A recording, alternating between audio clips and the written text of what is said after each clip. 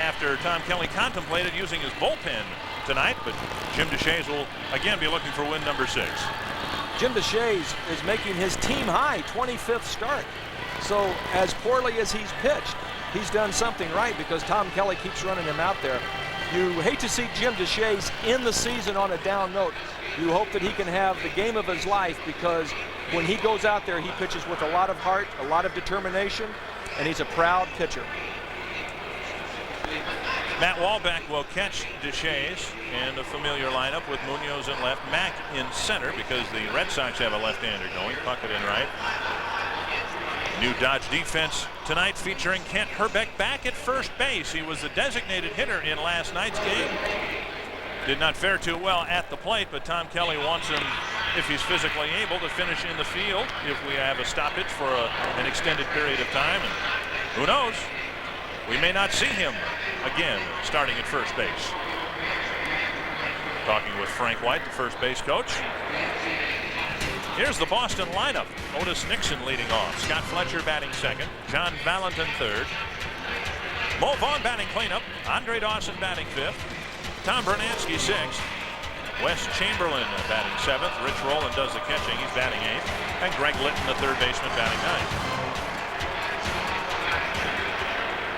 Jim Deshaies was with the Twins in 1993, traded to the San Francisco Giants, re-signed with the Twins as a free agent because last year at this time, even though he wasn't picking up wins, he was pitching very well. He was not given a great deal of run support, and that's one of the reasons the Giants were interested in him.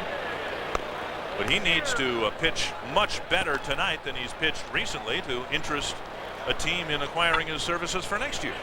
One of the things Jim Deshaies has been trying to do has been trying to alter his delivery or his pitches. Been trying to throw a little sinker, a slider, a changeup, a forkball. Sometimes you get so lost pitching that you don't have any idea what you're doing. It's best just to go back to basics. Throw the ball and let the chips fall where they may. Here's the Central standings. The Twins leading the Brewers by a half game starting play today. Passing Milwaukee in the standings. Chicago leading Cleveland by a game starting play today. Here's Otis Nixon.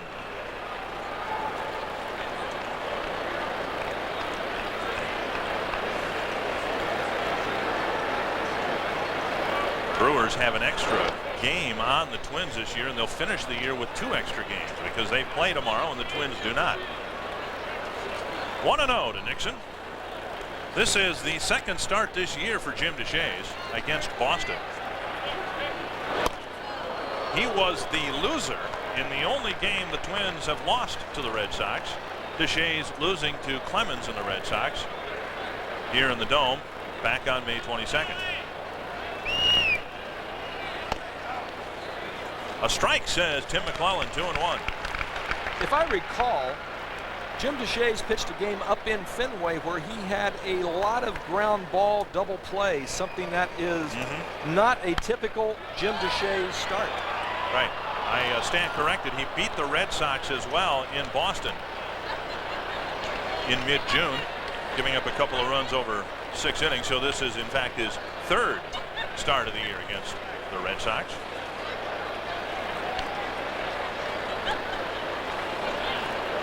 Two and 2 to Nixon.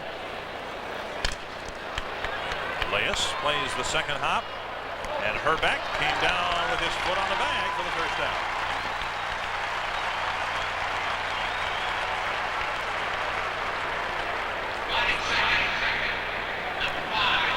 Jim Deshaies threw a 2-2 changeup and got Nixon out on his front foot, which you want to do, and then Leas just kind of soft tossed the ball over. And it's a good thing that you had a 6'4" first baseman, because if you had Chip Hale or Rebele, that might have been a tough play. 1 down in the first, and Scott Fletcher comes to the plate.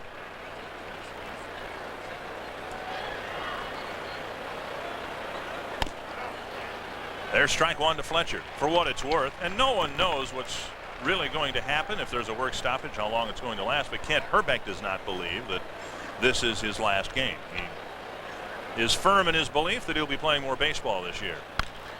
Down the right field line, a fair ball, and Fletcher will go to second, and he's got a 1-out double.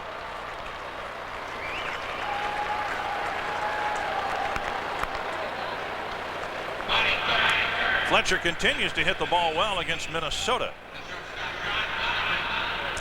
Jim Deshaies threw a changeup, and Scott Fletcher is supposed to pull that ball, but he went with it, and I don't know if he was going to guess or if he picked something up in Deshaies' motion, but he was out in front on his front foot, and you would think he would roll over and hit a nice little ground ball to third base or shortstop, but Fletcher, as he does against a lot of left-handers, hits the ball down the right field line. Fletcher now 2 for 3 lifetime against Jim Deshaies. Here's John Valentin.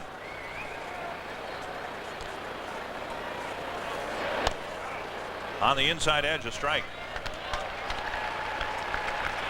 The Red Sox scored a run in the first inning last night. Twins came back with one of their own.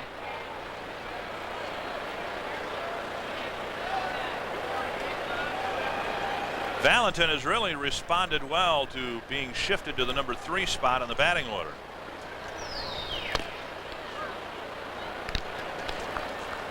Gets to hit in front of Mo Vaughn. That usually means a lot of fastballs. That's where he is tonight, in the lineup right in front of Vaughn.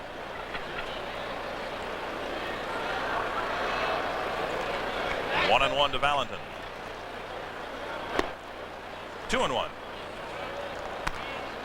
John Valentin has quite a bit of pop in his bat, and if you aren't careful, you've got to pitch him down and away and change speeds on him, because he can whistle that ball left center, right center, down the lines for a double or more.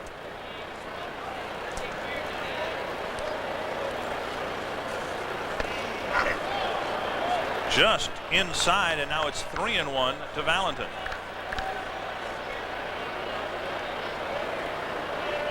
Valentin, of course, had an unassisted triple play 4 games ago. He had a 5 for 5 game with 5 RBIs. Been a big year for Valentin, and Deshaies walks him with 1 out in the first. We mentioned Tim McClellan behind the plate calling balls and strikes. Dale Scott, Dave Phillips, and Rocky Rowe first, second, and third.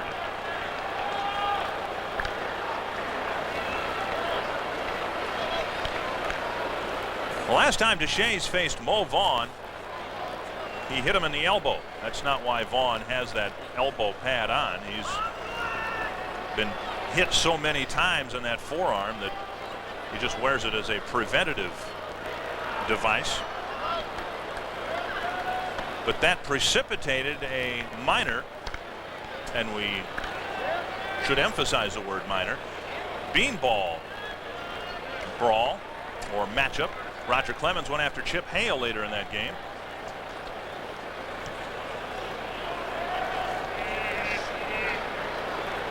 One and 0 to Vaughn, who hits left-handers very, very well.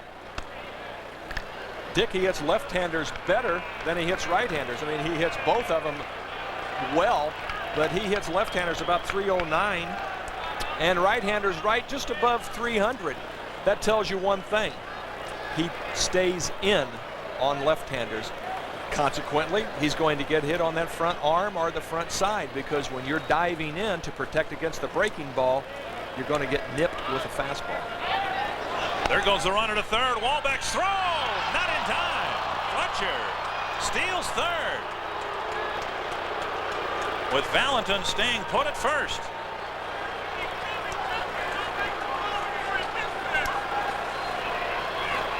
Not a bad play if Valentin goes with Fletcher. What good is it if Fletcher steals and Valentin stays at first base, leaving open the double play? If Valentin goes, now you've got runners on second and third. You may lose Vaughn, where the pitcher may pitch him a little extra careful, but with Valentin staying at first base, that was not a good play. Good on Fletcher, bad on Valentin.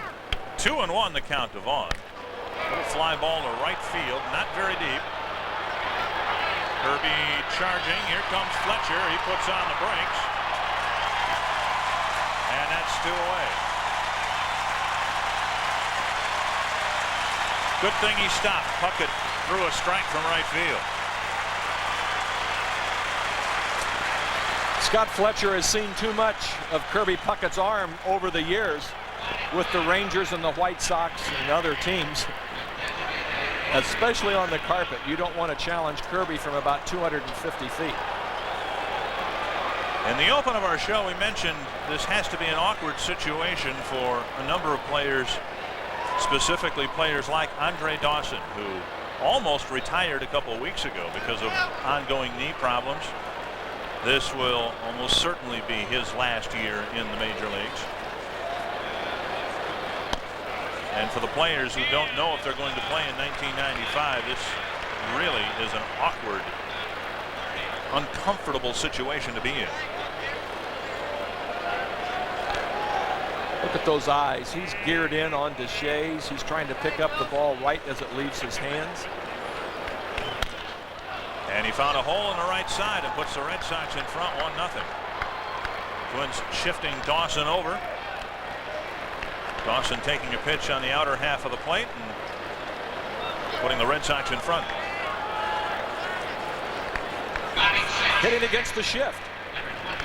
If they're going to give you the entire right side of the diamond open, you're crazy if you don't try to hit the ball. You can see Knobloch almost in back of second base, and Dawson just reached out and poked a batting practice, almost like he was playing pepper with Kirby Puckett. Just hit him a nice little ground ball for a base hit. Tom Bernansky hit his 10th home run of the year in the 9th inning last night to send the game into extra innings. All 10 of them have come with the Red Sox. He only had 16 at bats with Milwaukee through the first 2 months of the year. Milwaukee threw him in the garbage can and wouldn't take the lid off. Yeah. Gee whiz, a player that has his kind of pop, you got to find some playing time now and then. 1-1. Bernansky left the Red Sox to sign a 2-year deal with Milwaukee. He suffered through a season of back problems in 1993, and the Brewers gave him a buyout option for his 94 half of the contract. He didn't want it, ended up starting the year with him. Had a pretty good spring training, but then didn't play much the first 2 months. Was traded back to Boston for Dave Valley, whom the Red Sox signed as a free agent during the offseason.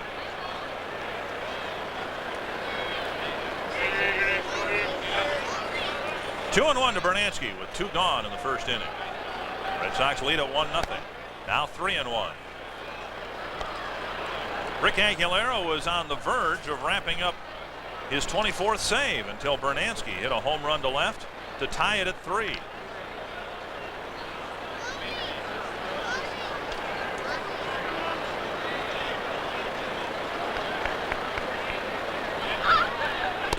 And Bernansky walks.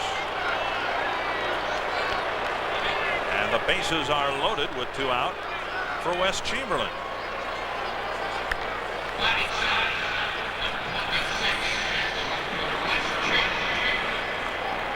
Chamberlain will come to the plate with a chance to put up a big number for the Red Sox.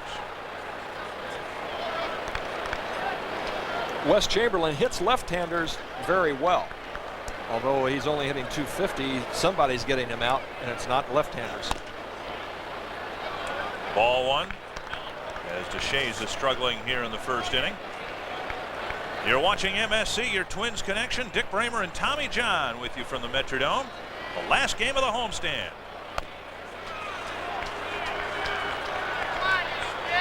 Twins opened up the homestand with the Orioles, losing 2 of 3, then splitting with the Yankees. Now they're trying to sweep the Red Sox. But things are getting off to a rough start.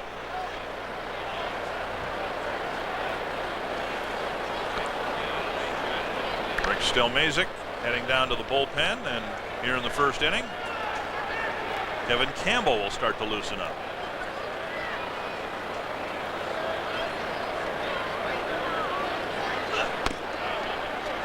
A strike, 2 and 1.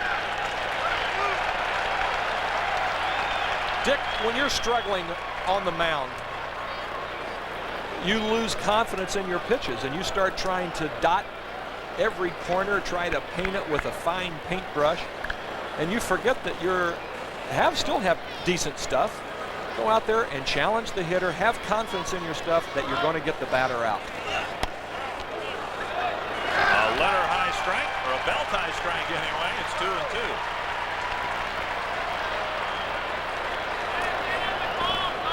You can see Chamberlain just was frozen inside, and that ball was belt high and had plenty of the plate. Tells you as a pitcher that he's looking for something outside.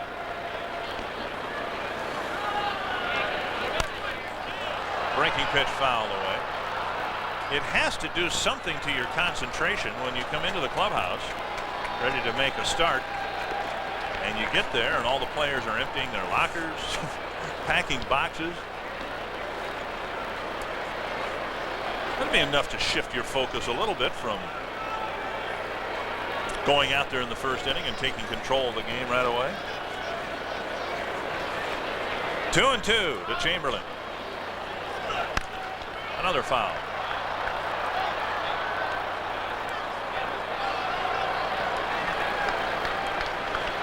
That ball was inside, but not the same location inside as the called second strike.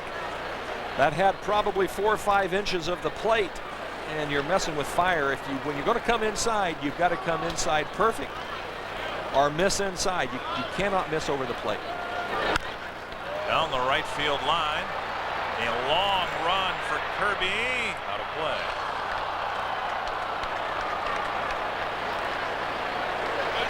So the count remains 2-2.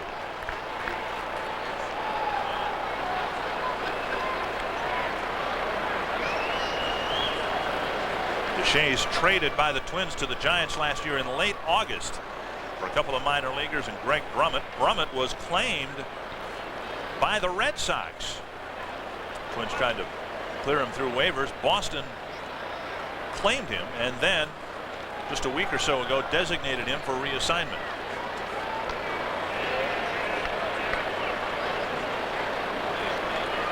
Again, the 2-2 pitch to Chamberlain.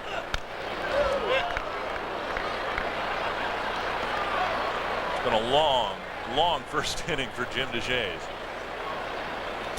And when you're struggling, it feels like you're in the middle of the desert and there's no water in sight and you're crawling on your hands and knees. Whenever you're struggling, it seems like home plate is maybe 75 feet.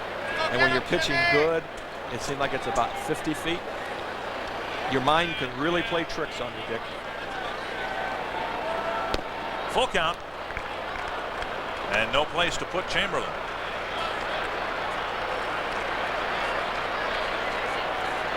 "32 pitches already here in the first inning for Jim Deshaies. John Valentin's at third. He walked. Andre Dawson's at second. He singled. Brunansky walked, and Deshaies is on the verge of walking in a run.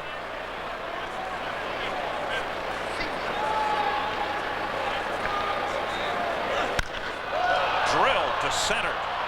Mack going back. He's got room on the track. The damage kept to a minimum as Deshaies gives one up in the first.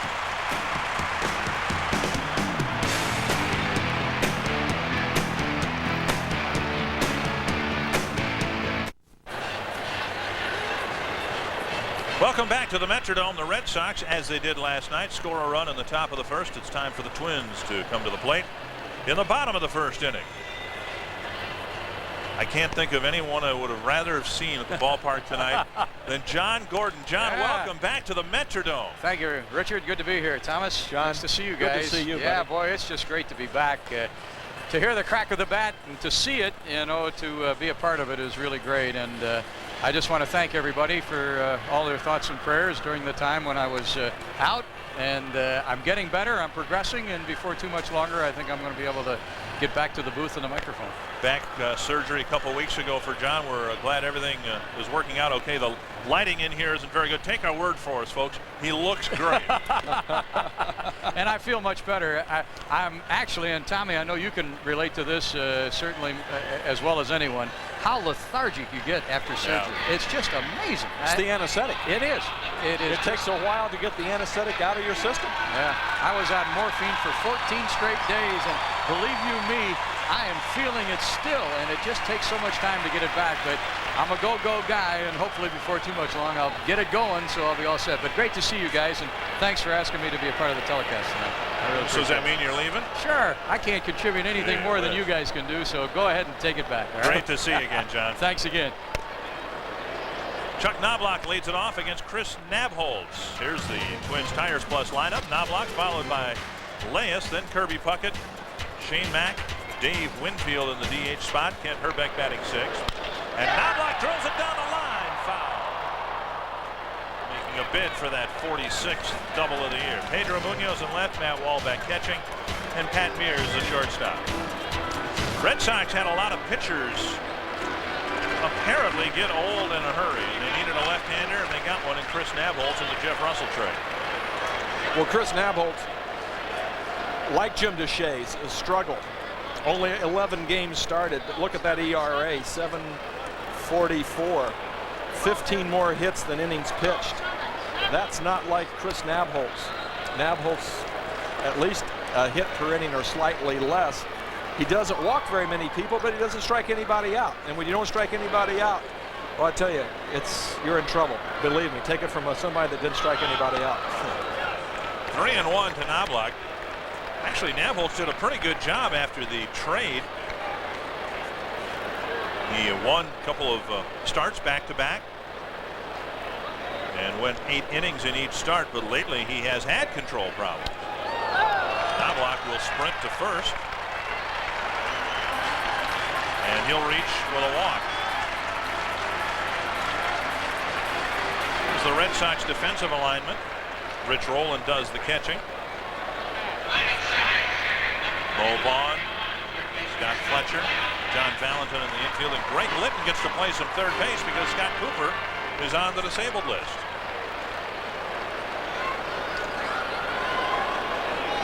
The Red Sox have had their share of injuries. In fact, there are a lot of ball clubs that were supposed to be better than what they were this year. Seattle, the Red Sox, the Brewers have had their share of injuries. You've got to play through them, but it's tough to lose pitchers like the Red Sox have lost. Strike one to Scott Leas. Of course, Frank Viola, the top pitcher that the Red Sox lost due to injury this year. Nabholz in his last 3 starts has pitched 16 innings and walked 16 hitters. And now he walks the first man here tonight.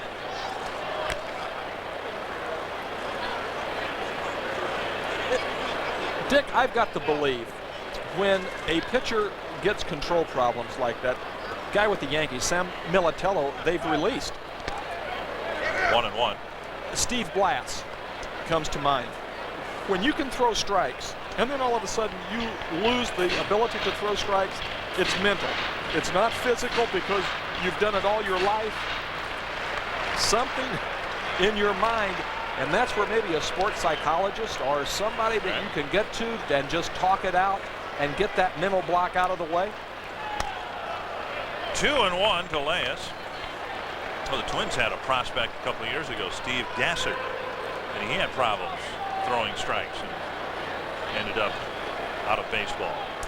Mr. Sid Hartman brought Steve Gasser down to me in Florida and asked if I saw the guy pitch, and I said, what's wrong with him? Knobloch is picked off first. And he's tagged out without a slide, 1 away.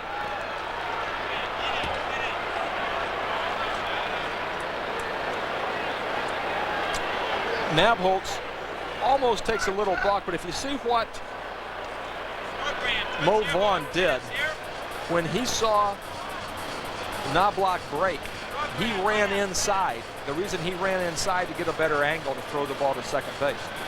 Knobloch picked off, but Nabholz apparently has injured himself. He was pawing around in the dirt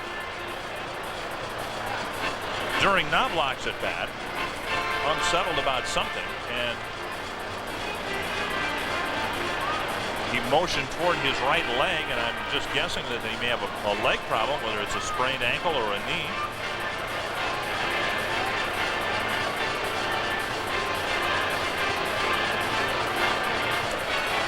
Right here you can see Nabholz, and now watch when he goes. Now watch Vaughn break in, and you see him break in, and now he has a perfect unobstructed throw to the shortstop to tag Knobloch out. That's what you're taught to do as a first baseman. A lot of first basemen don't. As a result, they have to throw the ball over, around, through the runner, and sometimes they get bonked on the head. 2-1 the count to Leas. Nabholz will try to finish this at bat.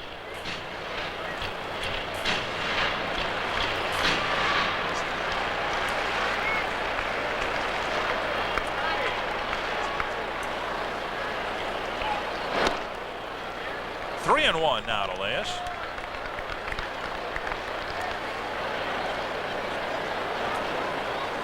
There's a 35 on Mo Vaughn's hat. I said, Mo, what's the 35 for?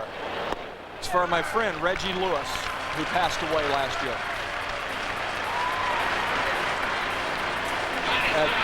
Now you look at Mo Vaughn. Mo Vaughn looks like he could just bend base spikes with his bare hands. He's a rough, tough, shrewd-looking guy, but he has a heart of gold. He really does a lot, and he's really a soft person. And And by soft, I don't mean soft by playing the game by any means, but he is a human, a humanitarian, and just by wearing a 35 on his hat, much like Jim Abbott did for Jimmy Reese. Right. Here's Puckett at the plate. Nabholz has walked the first two men. They got the force at second as Leas is called out. A late flip from Valentin to Fletcher. And Davey Phillips called him out for out number 2.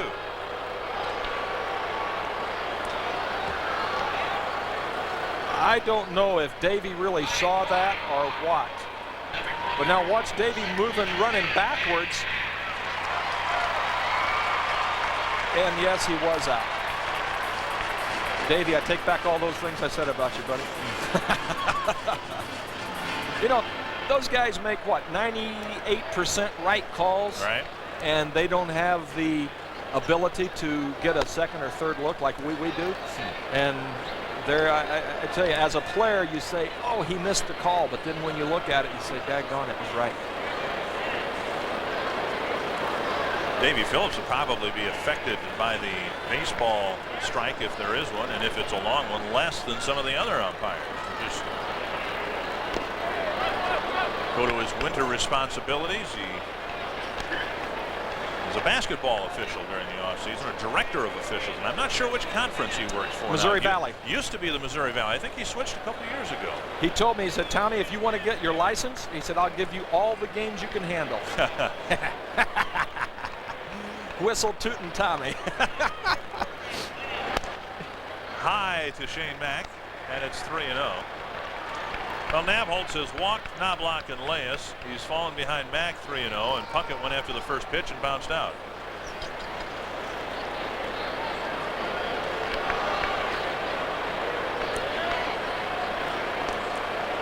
A 4-pitch walk to Shane Mack.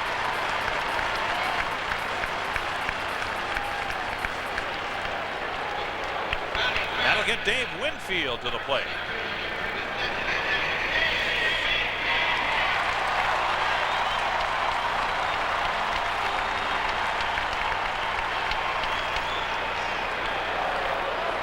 Rich Rowland will come out to the mound. Both managers threatened to go to their bullpen for tonight's game. And the way both starters have started this game, that might be an inevitability, getting to the bullpen early tonight. Butch Hobson, you talk about somebody that played the game hard. Now, I never saw Tom Kelly play, but Not many people did. I played with Butch Hobson, and I played against him, and I'll tell you what, He was like a tiger out there, trying to go around him with a piece of meat. A hungry tiger. Played for Bear Bryant in college. Kind of tells you a little something the way he played football and the way that he played baseball. Hobson on the hot seat and has been all year long for the Red Sox.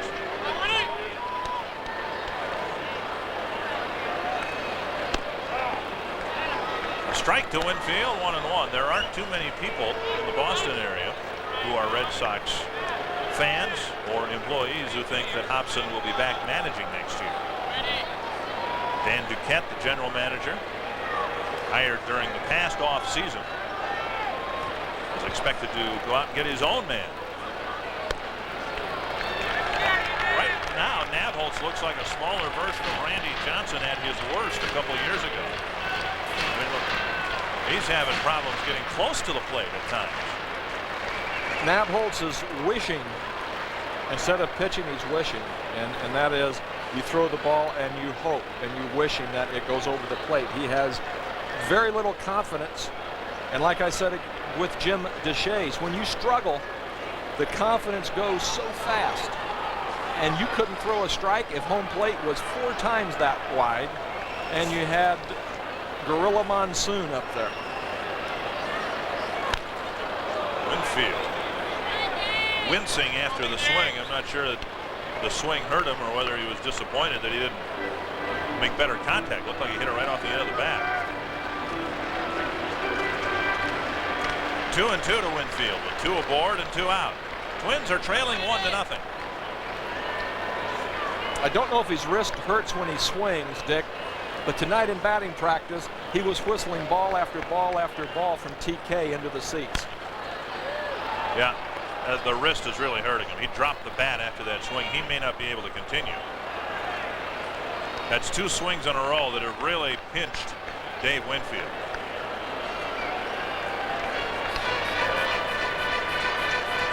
Right when he gets to the zone where that right hand wants to go, that's when it starts to hurt. Yep. And he may go to a one-handed swing sooner.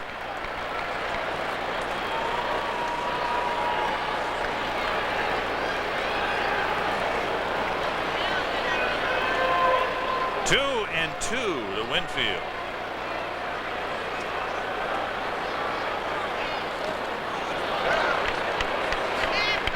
Check swing, no swing, and it's a full count, and Winfield will walk to the dugout. Can't go. His wrist won't let him play. A check swing, and Winfield slams his helmet down.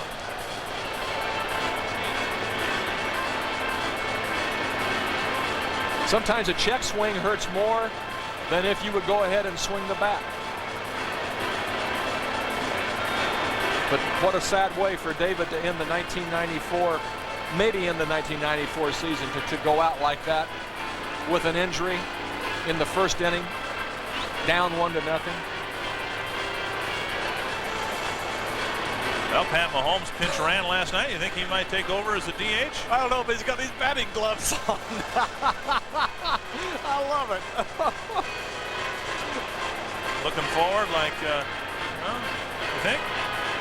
There aren't many options down there. Look at Knobloch. He's saying, yeah, go down to the end. Mahomes would like to hit.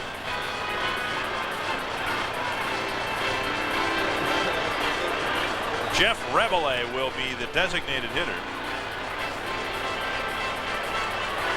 And he'll come in here in the first inning, inheriting a 3-2 count.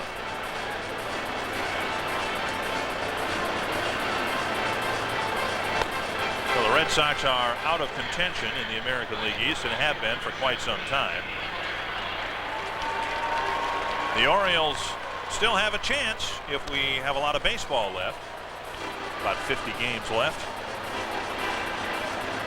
But Toronto and Boston have identical records, and the Tigers trying to get out of last place. It's pretty much a battle for last place in the East Division. Just about everything else is set.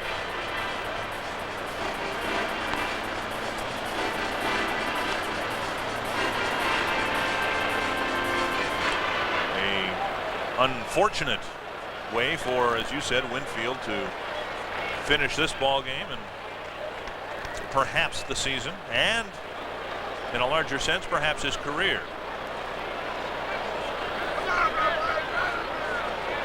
Bremer with 23 runs batted in.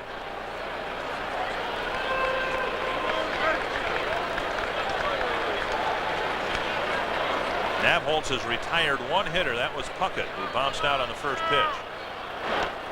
He strikes out, but he may reach first base, and he will.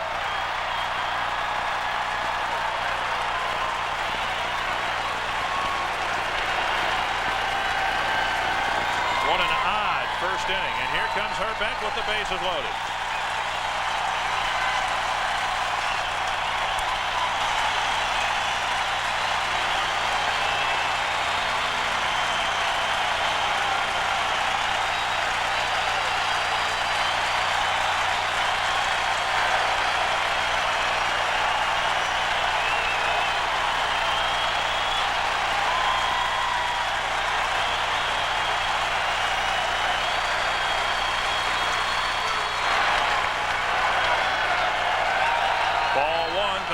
And the fans don't want to sit down quite yet.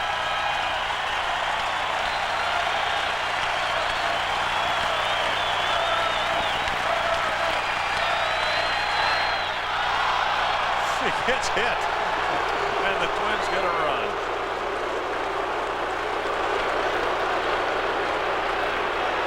We will all miss baseball if there's a strike. We will not miss baseball the way that we've seen it so far here in this first inning. This looks like an instructional league game the way Chris Nabholz is pitching. And he's not trying to hit anybody. He's not trying to do anything malicious. He just has no clue of where he's throwing the ball.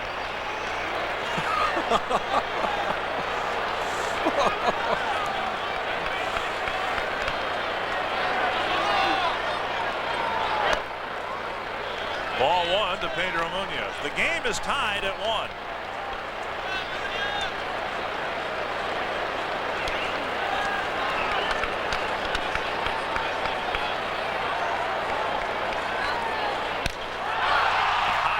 Center field.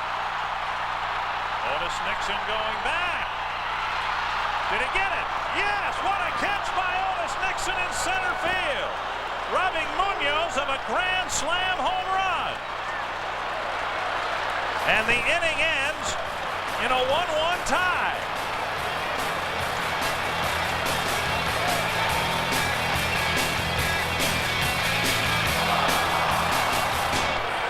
If you just joined us, you missed a 40-minute first inning that saw the Twins score a run without a hit, and the Red Sox leave the bases full. Only one run apiece, and we'll give you the phone numbers. 33 Twins, 1-800-33-TWINS. If you'd like to call the operators, they'd love to hear from you and check about any of the dates on the schedule. And if there's baseball, we'd love to see you here at the Metrodome. The Red Sox getting a run on a couple of hits. The Twins getting a run on no hits. And Otis Nixon made a great grab to close out the bottom of the first. It'll be Rich Rowland, Greg Litton, and Otis Nixon in the second inning.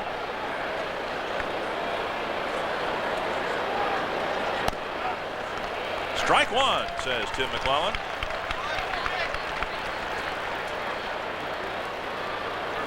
While the Twins have their off day tomorrow. That's a blast to right field. Puckett looks up and watches it go. Rowland hits a home run. And it's 2-1 Boston. And for Jim Deshaies, he now has given up 30 home runs. That was a little curveball, Dick. And actually, it didn't look like it was that bad of a pitch, but the way batters hit now, they're looking to hit everything to right field, especially off a left-handed hitter. You saw him keep that front side in and hit that ball. That ball went up 2 rows above the seat. I mean, above the tarp. He hit that ball pretty good. Greg Litton with a big rip and a foul back.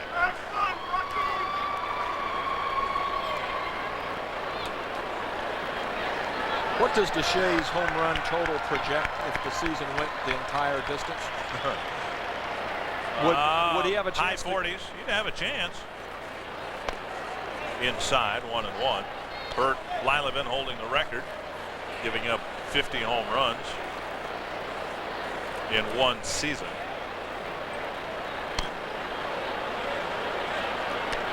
Deshaies has now given up 30 home runs. Sid Fernandez for the Orioles has given up 27. He's been a disappointment this year. Mike Moore's pitched pretty well as of late for the Tigers.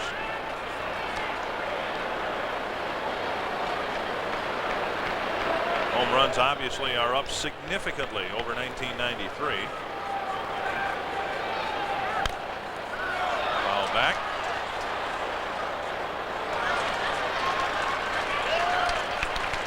Full count to Litton. You know, there's one thing I'm disappointed this year. If we don't broadcast any more games, I was really looking forward to get some balls here in the booth. It's hit a long way down the line, foul. Well, as many years as I've done games here in the Dome, only one baseball's come in this booth. Now, you obviously were not watching in Arlington, Texas when I caught a foul ball into the new press box there. Barehanded, stole it away from Mr. Newman, didn't have a chance. Hogged it away from Newman? Yeah, he short-armed it. Well, that's not hard for. Puckett looking up, making the grab in foul territory. 1 out in the second inning. How many have you gotten in the booth at Detroit? Well, we had one in there momentarily, very briefly this year. It hit the back wall in the press box and came out the front side before any of us could react to it. And they get on you in a hurry there.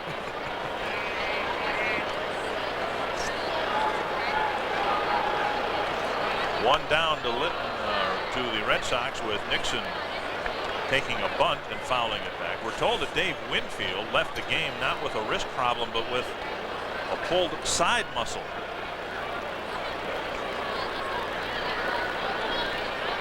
We could see him wince, thought it might be the wrist, but it was a different problem that forced Winfield to leave the game.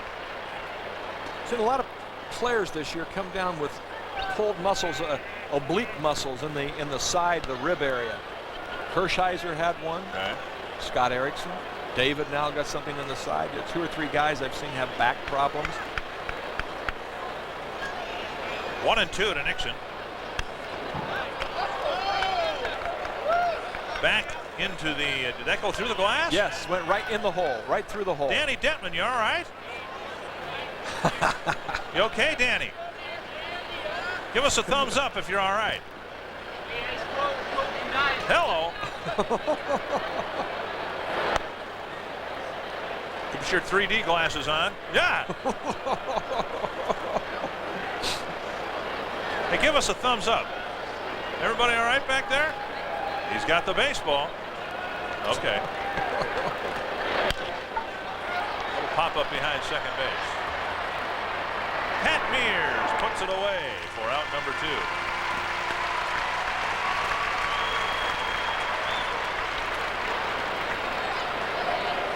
You mentioned Dan Detman's name, and if this is our last telecast for a while, Tommy, I know you'll echo my sentiments. We have got an outstanding crew here on MSC through Dome Vision Productions, and a lot of very good people are going to be affected by the work stoppage, and we don't feel good about that at all. And if there is a strike, we hope it's a short one. As happens many times in strike situations, a lot of innocent people get hurt, and if you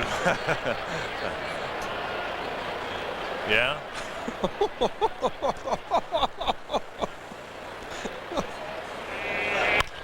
There's a fly to right. Puckett out there. 3 fly ball outs after the home run by Rowland. It's 2-1 Boston on the Sherwin-Williams scoreboard. 1. The Red Sox lead it. Matt Walbeck leads it off against Chris Nabholz, and we'll see if his control improves at all.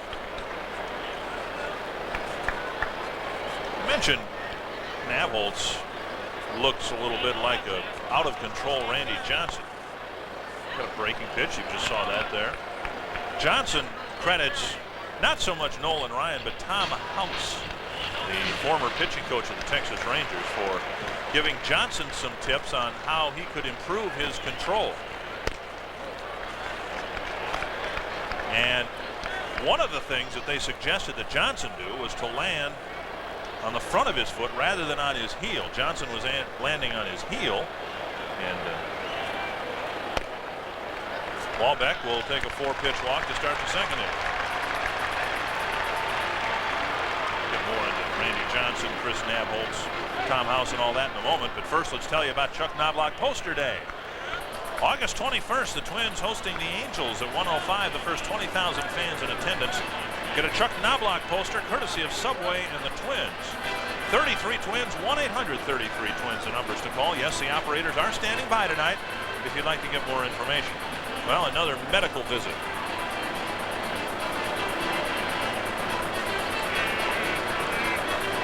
Mike Rourke, the pitching coach, just now coming to the mound. Mike Rourke looks a little bit like Alan Alda, and that looks like a mash unit out there. Apparently Nabholz has something wrong with his hamstring.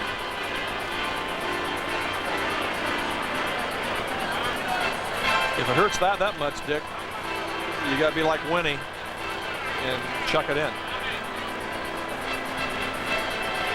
No, I'm not suspecting anything, but it raises the question. Baseball players who are on the disabled list during a strike do not get paid, do they? No, they do not. Okay. Well, Scott Bankhead doesn't need to warm up on the bullpen mound. He's going to come to the regular mound, and he'll have as much time as he thinks necessary, as Chris Nabholz cannot continue because of a physical problem of some sort. With the Red Sox in front 2-1, we'll return to the Metrodome in a moment.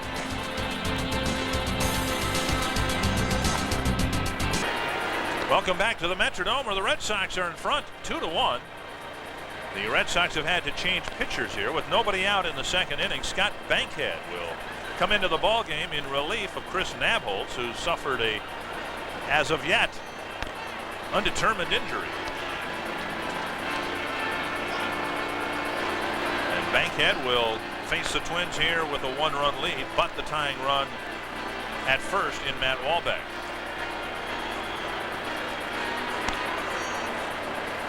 And the players and the owners met today for over 3 hours. Donald Fear walked out of the meeting saying it was a waste of time. That's hardly a good sign, is it? Well, if baseball ends tomorrow at midnight, as most people anticipate it will, for however long it may be,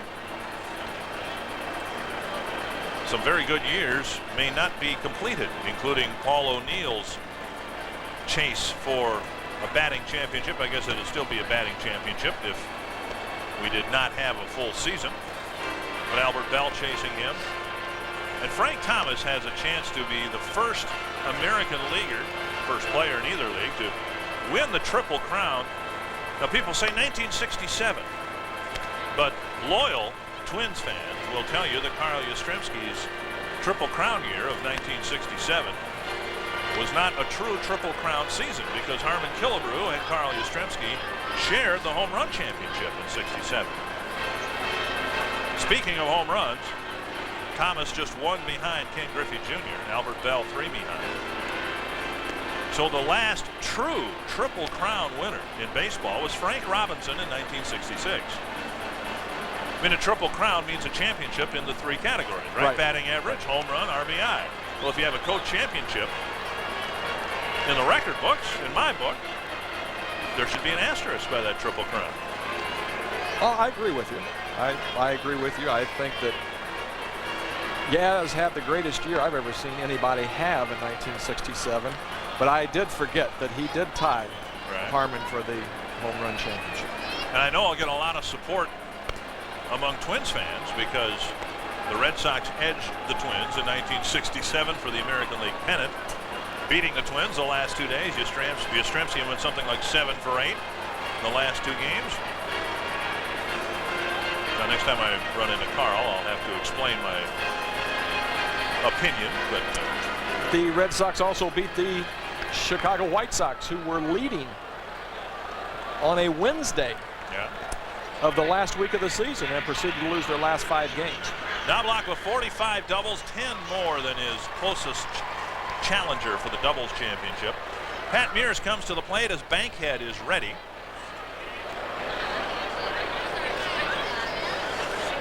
Twins trying to tie it up here in the bottom of the 2nd inning. Drive to center. Nixon will have to retreat here as well.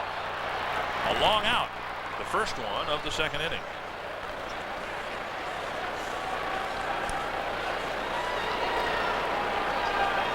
That'll get Knobloch to the plate.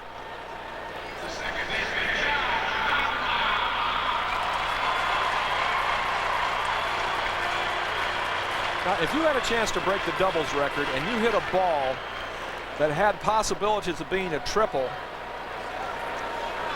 would you steam for a triple, or would you just kind of coast into second base for a nice, easy double? Tonight, I might be tempted. I would. I'd go for the record. Knobloch says that if he gets it, he will stop the game and ask for the baseball, which you might expect. 1-0 to Knobloch with 1 out and 1 on. We're at the Metrodome for the final game here in this park between Boston and Minnesota. 2-0 now to Knobloch. The Twins are scheduled to play the Red Sox in Boston in mid-September, the 16th, 17th, and 18th.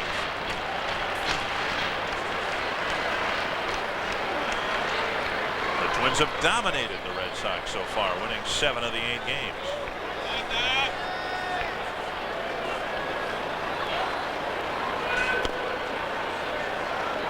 (3-0) to Knobloch. The count has been changed. 2-1.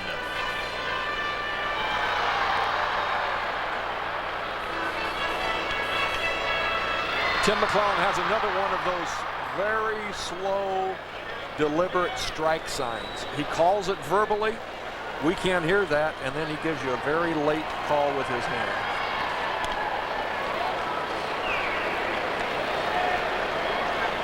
Bankhead with a token toss to first. Yes, Knobloch handles the bat very well. We all know that. Might be a situation where the Twins would hit and run here. Bankhead around the plate a lot more than his predecessor here tonight. Makes a hit and run a little bit more likely. Callback stays put, and the pitch hammered foul.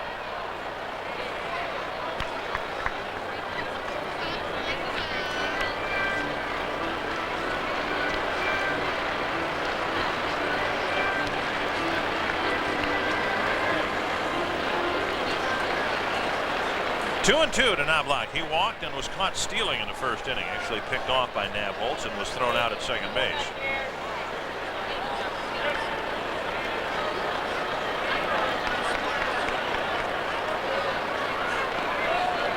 Knobloch will try to advance, and he will. A wild pitch to Bankhead.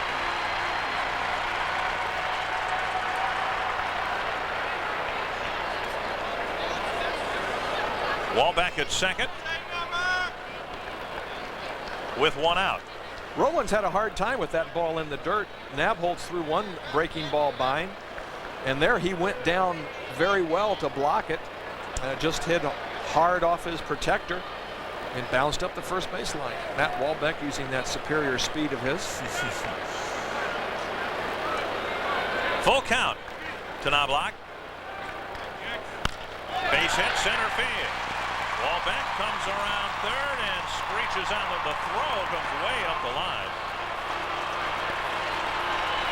As Otis Nixon looked like he couldn't decide whether to throw it to second, third, to the mound, or to home, and he threw it in between all 4 positions. A base hit, though, for Knobloch. Knobloch took the ball right down the middle of the plate, and you saw Scott Bankhead duck. That's when you throw the ball down the middle, you expect the ball to get hit back at you. And Ron Gardenhire had Walbeck held up right from the get-go. And unfortunately, he did not have any idea that Otis Nixon was going to uncork a ball about 50 feet wide of the target. Leyes at the plate.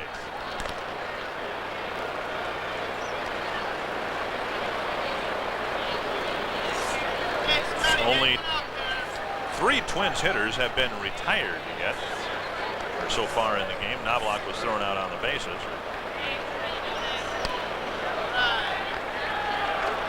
First inning was so weird.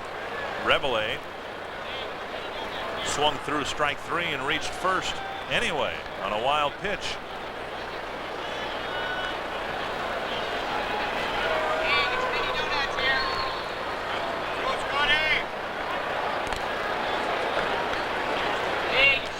Knobloch 33 steals. He's been caught now 6 times.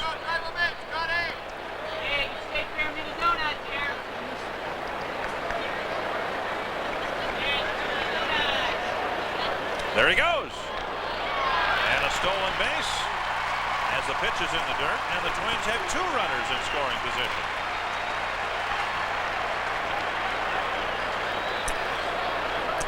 Knobloch went on first motion as soon as Bankhead lifted that left leg up. Knobloch crossed over, boom, good hard first step. Didn't even have to slide. The ball was down in the dirt, and again, Roland had a tough time catching it and blocking it. 2-0 to Leyes with Puckett on deck.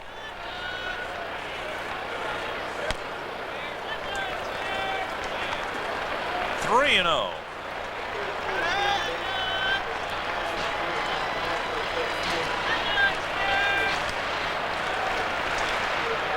Twins left the bases full in the first inning. Bankhead about to fill them here in the second. And he did.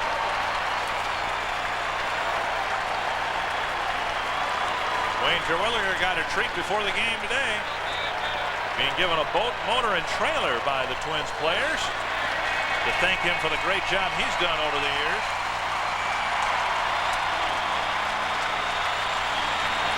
He's been a busy man tonight.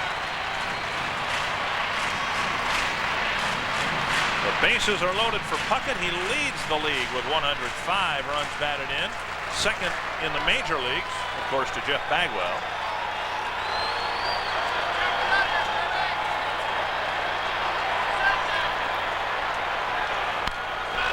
And again, he goes after the first pitch. That's Kirby's style. With men on, ducks on the pond, men on the bases, Kirby will not take too many called strikes. If you throw something up to, I believe you could even throw the rosin bag up to the plate, and Kirby may even take a hack at that. 5 career grand slams for Puckett. There's a drive to center field. It's back. It's back. Grand slam for Puckett.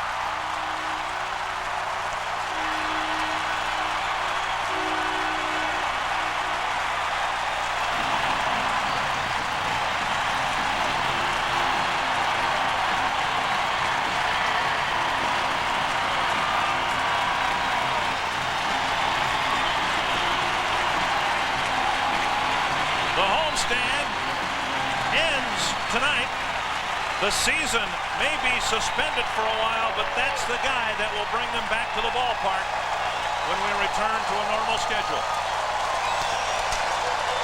You just got it out of your mouth. 5 grand slams in his career. And that ball was, watch it, right down the middle of the plate. And you heard the crack of the bat. The ball should have been hit that far. 5-2 Twins. Ball 1 to Shane Mack. I'm surprised, really, that Kirby does not have more grand slams, because certainly he gets the chance with, you know, the Twins have a pretty good offensive team year in and year out, and he's going to have a chance with the bases loaded.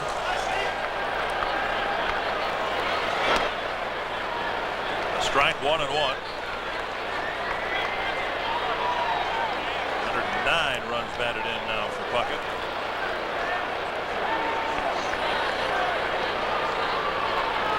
183 lifetime home runs for Kirby. Little pop foul that might be playable for Vaughn. 2 away.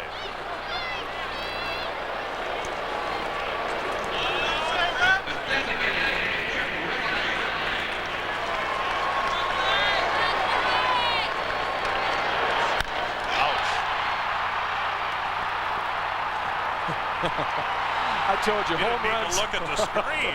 You could. You could hear that one, couldn't you? Oh man.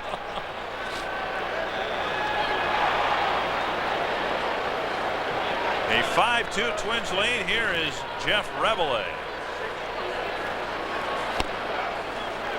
Strike one. Dick, as a pitcher, you get to know that sound. And when you throw a ball and that thing goes PAM and sounds like a 30-30, you don't even have to look around. You know that there's some damage done.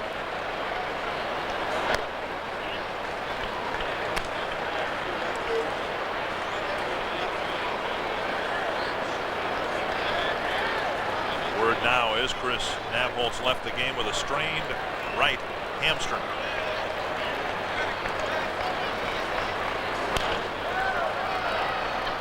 One and 2 to Reveille. Nabholz entered the game with a 3-5 mark. It'll be a project for somebody.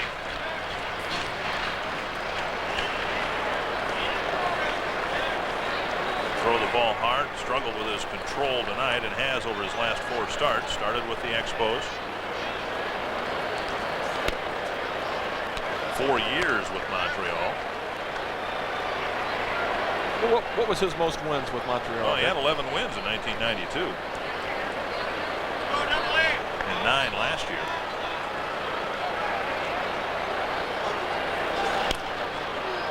Chopper to short. Valentin to Vaughn. And the Twins are done, but Puckett's grand slam puts them up by 3.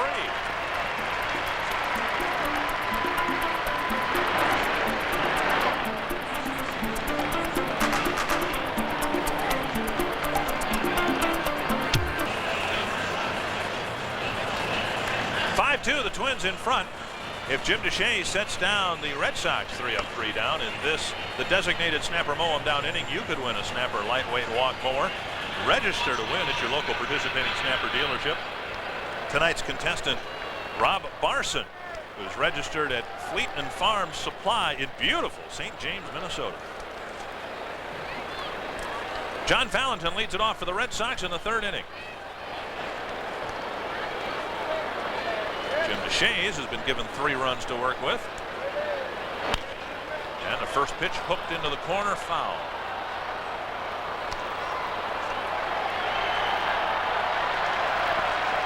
Munoz tried to flip the ball to that young lady, and the guy took it away from the girl. It's a chauvinistic move if I've ever seen one. Hell, give me that ball.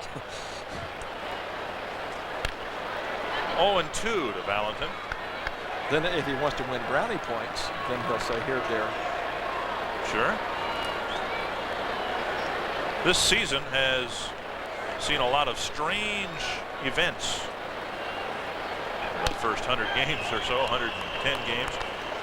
But none stranger, I don't think, than Larry Walker catching the foul fly in the right field corner and handing the ball to the fan when there were only 2 outs. That was in the first couple of weeks of the season. 2-2. I didn't see that. He actually caught a foul ball with 1 out. Full count. Runner from first tagged on, got all the way to 3rd, I believe.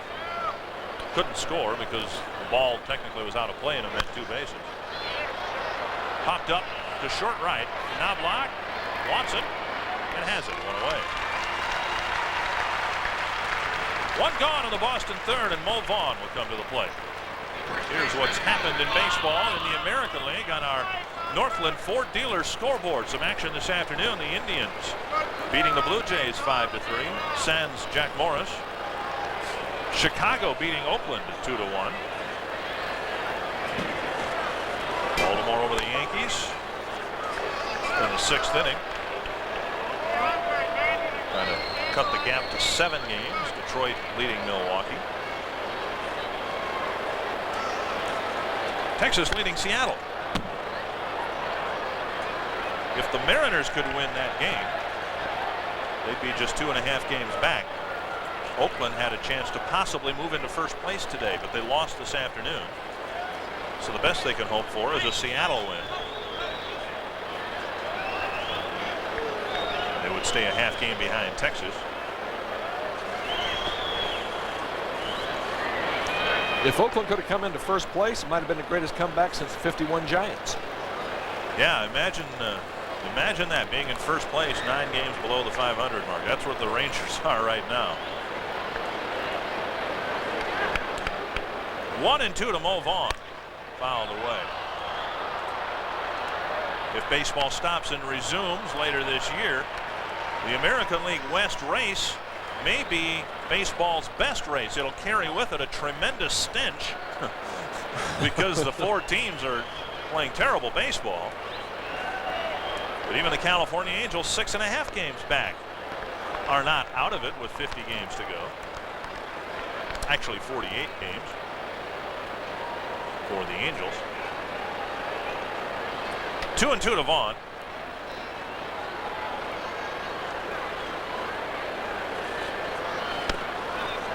Full count. Let's put it this way. It might not be the best race in baseball. It will be the most closely contested race in baseball, along with the American League Central. It's like running an automobile race at 228 miles an hour or 58 miles an hour, as long as there's competition for the top spot. Full count to Vaughn. Into the right field corner. Fair. And Vaughn wants a double. Kirby gets at the ball back quickly, but Vaughn is in. He almost started his slide too early, but he gets in with a 1-out double.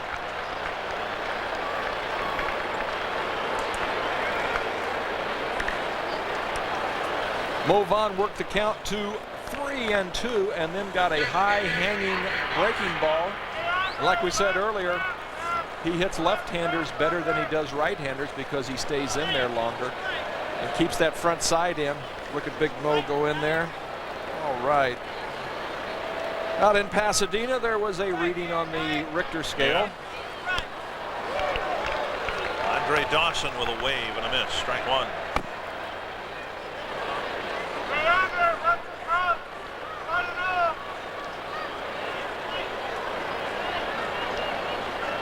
Dawson singled in the first run of the game.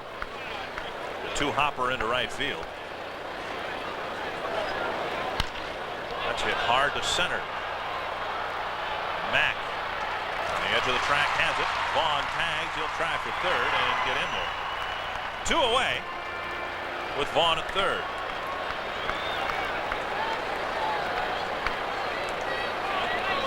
And Tom Bernansky will come to the plate.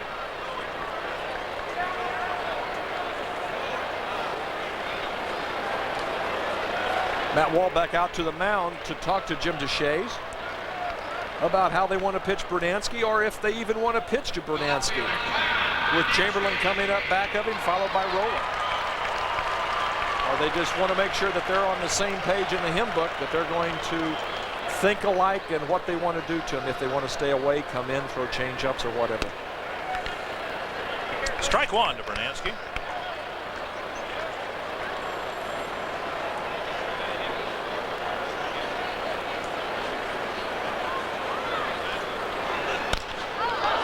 Base hit, scoring a run, and it's 5-3.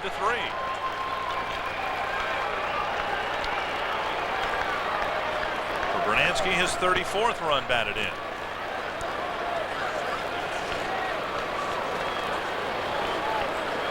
Tom Bernansky hits left-handers right back up the middle. We were laughing into batting cage during their batting practice. I told him the ball that he hit last night was like the ones that he used to hit off me, and he says, nah, he said, I hit left-handers right up the middle. And right there was a good indication. Hits the ball right back up the middle. Drilled to right. Puckett has it. And the third is finished. The Red Sox get another run on the Pigsty Pilsner scoreboard. Towards the hole, hit number 3,000 for David Mark Whitfield.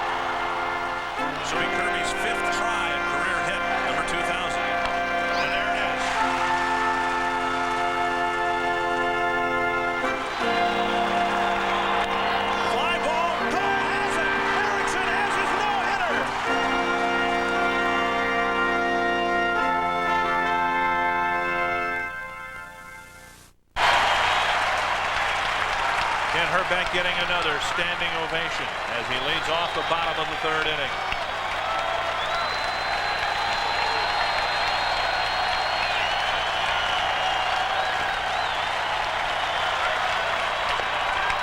One and one to Herbeck.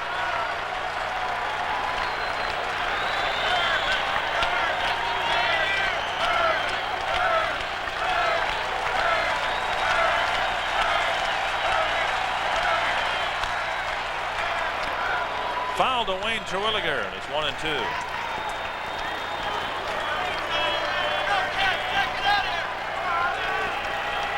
As we flash these numbers against Bankhead up on the screen for Twins hitters, you can tell that the Twins have had some success against him over the years, Herbeck included.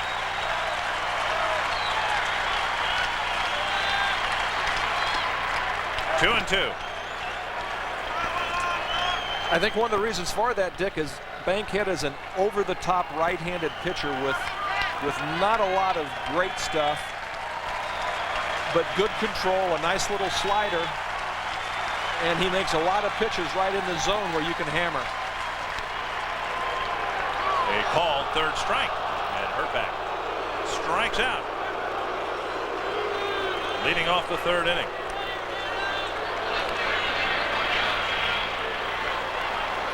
Nice job of pitching right there. You can see that ball starts right on the inside, tails back over the inside corner.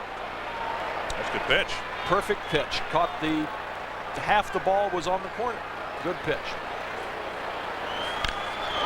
In tonight's game, Puckett has a grand slam. Munoz nearly hit one in the first inning. He hit it far enough, but Otis Nixon got back to the wall, reached up and snared it just before it disappeared over the wall in center field.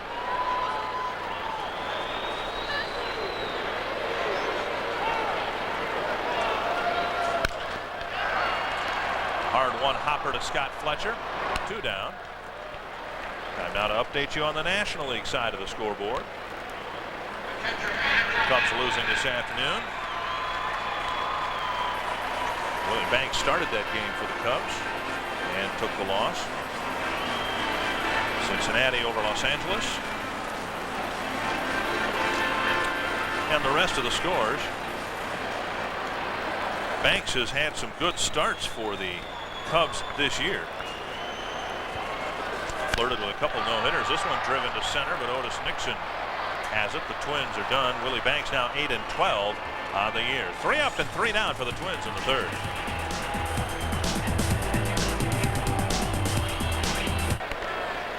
Tommy John and Dick Bremer at the Metrodome. Glad you're with us as the Twins try to make it 5 wins in a row.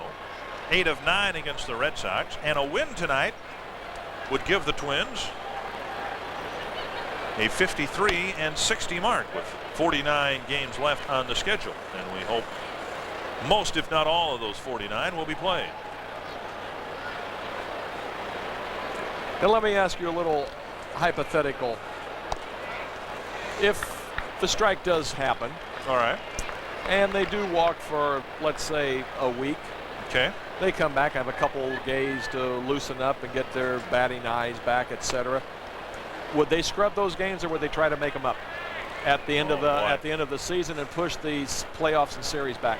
I don't think you can push the playoffs and the World Series back any farther than they are already with the extra round of playoffs this year. You're talking about the World Series ending right around Halloween as it is. Pretty soon it's going to interfere with deer hunting and things like that in November if you keep moving it back. No, I'm sure, well, I shouldn't say that, but I would guess the games would be lost. A fly to right. Puckett going back. He's got it short of the track. Roland driving the ball hard to right field in this series. A home run in the second inning and a line out to Puckett to start the fourth. What they may do is try to mix in some doubleheaders and fill in some off days to try to get some of the lost dates back. But I don't believe they could realistically expect to be playing baseball any later than they're already scheduled. Here's Greg Litton. High, ball one. If Montreal gets to the World Series and they play it late in October, it could get a little brisk. But they don't have, their stadium doesn't dome over, does it? Montreal's doesn't, because it broke and they can't get it. So it's open. 2-1 to Litton. But how'd you like to be in Cleveland in late October, or Chicago?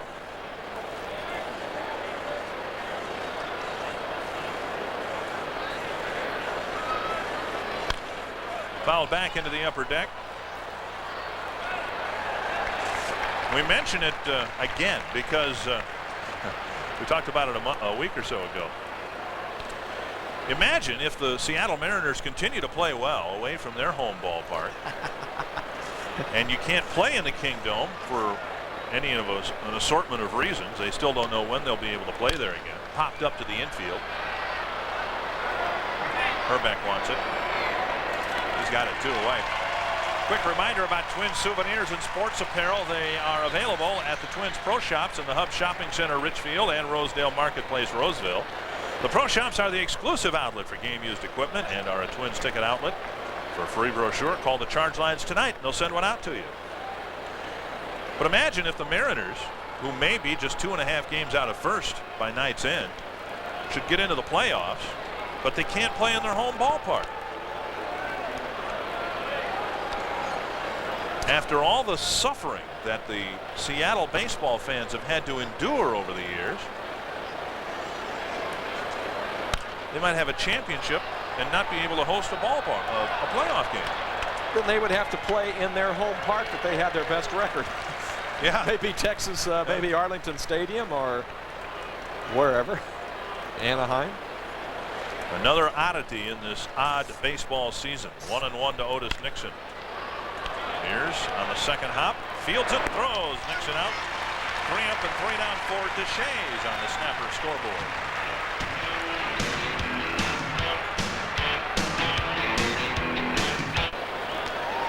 Kirby Puckett's 6th career grand slam has put the Twins in front 5-3.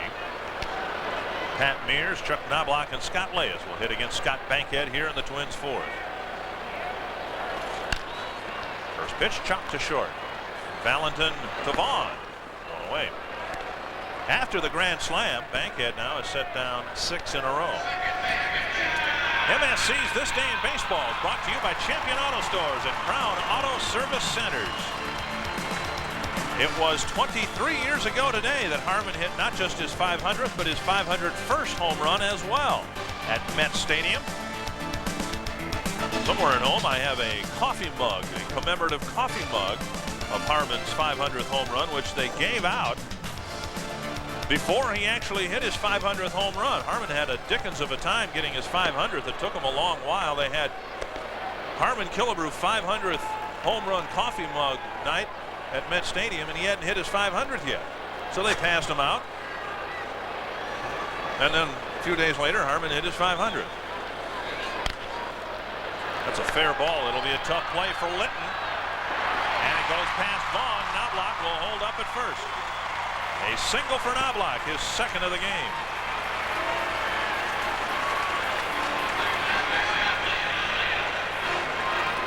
Chuck Knobloch came about 6 inches from getting his 46th double, and Litton made a nice play and gave a little one hop and maybe Mo Vaughn.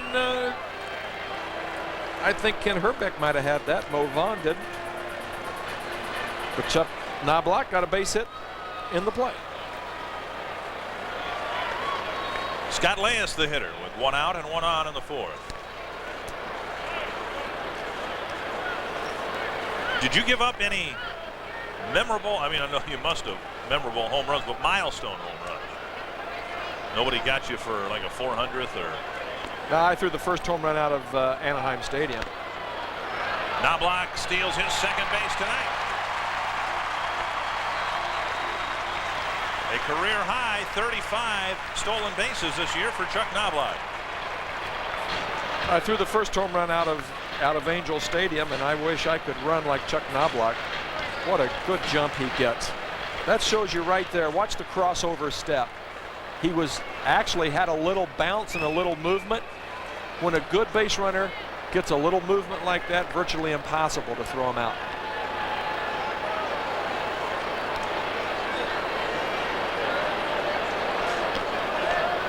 One and one now to Scott Elias.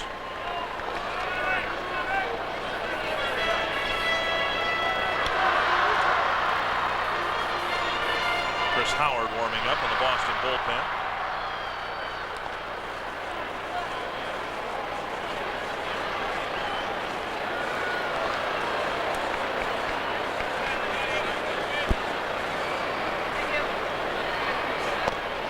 Breaking pitch down and away, 2-1. Mentioned that a few days ago the approach Tom Kelly and the Twins were going to take is the same approach the Red Sox were expected to take. They were going to pitch their bullpen in tonight's game. It's a little bit different situation though for the Red Sox because they have to play tomorrow night in Baltimore. So regardless of what happens in any future negotiations, this will not be their last game. It may be the last Twins game for a while, but the Red Sox are leaving after the game tonight to head to Baltimore.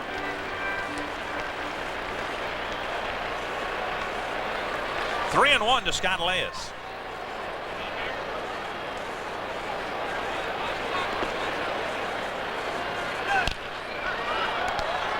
Tough hop for Litton, but he gets it, and Knobloch alertly moves up a base after he throws to Vaughn. 2 down, and Kirby will come to the plate. Chuck Knobloch would have received a new pair of shoes for the Eddie Stanky managed Chicago White Sox. He had an award system that if you went from second to third on a ball hit to either third base or shortstop, at that time it was alligator shoes was the rage back in 66, 67. Kirby will be intentionally walked here. Fans are booing, but every one of them, if they were in Scott Bankhead shoes and they'd just given up a grand slam to the guy, they'd have done the same thing here.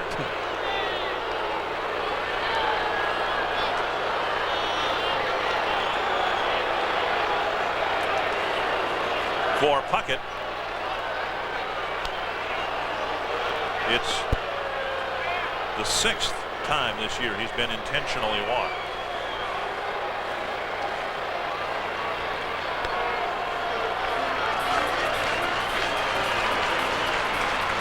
So now first and third, 2 out, and Shane Mack will come to the plate. In case you're wondering, Kirby's career high in RBIs is 121. And he has 109 right now.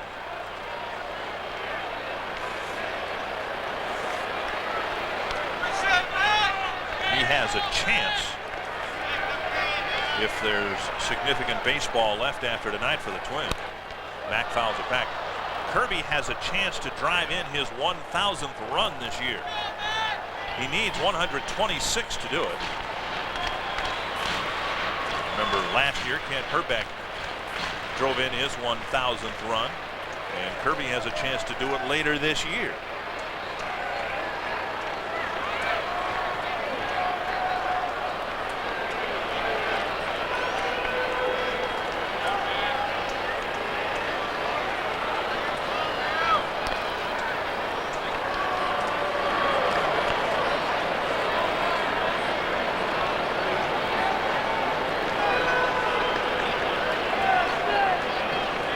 Strike one to Mack.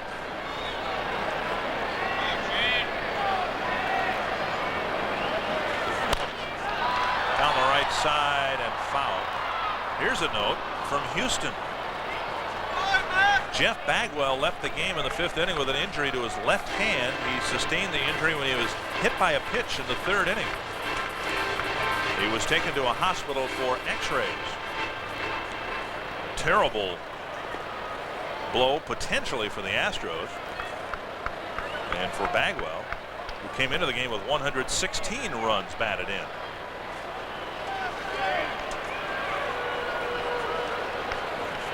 Two strikes to Shane Mack.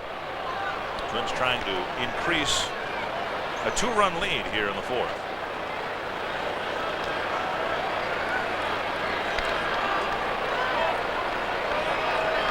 Bankhead came into the ball game early in the second inning after Nabholz walked the leadoff hitter. There's a drive to center. That's a base hit. Knobloch will score. Puckett checks in at second. And it's a 6-3 Twins lead.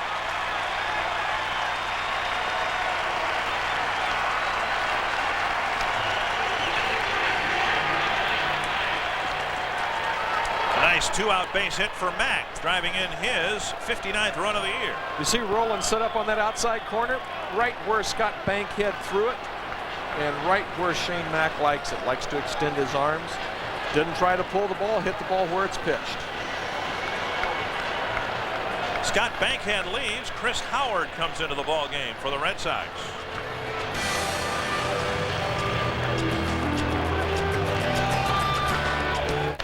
Welcome back to the Metrodome. The Twins trying to make it a 3-game sweep over the Red Sox. They're already on the third Boston pitcher tonight.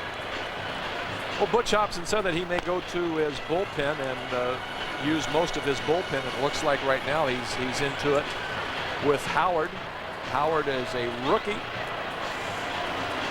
with his 37th game, and he's only had 39 innings. So that shows you that he comes in and is going to pitch to left-handed hitters. 1 inning, but he has good control. Only walked 12, 22 strikeouts, and the league's only hitting .215 off of him. So Chris Howard has some good stuff. He'll face a right-hander first in Jeff Reveille. First pitch misses, ball 1. Reveille entered the game in the first inning when Winfield could not complete his at-bat with a pulled side muscle.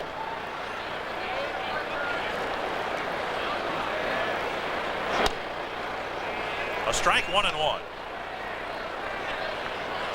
One scored a run in the first on a hit batter. 4 in the second on Puckett's grand slam. A run so far here in the fourth on Mack's single. Pickoff, and that hit Puckett.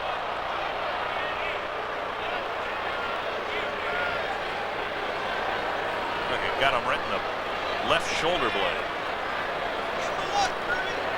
Right about the top of the 3 on his 3-4. Kirby goes back and gets in front of the fielder.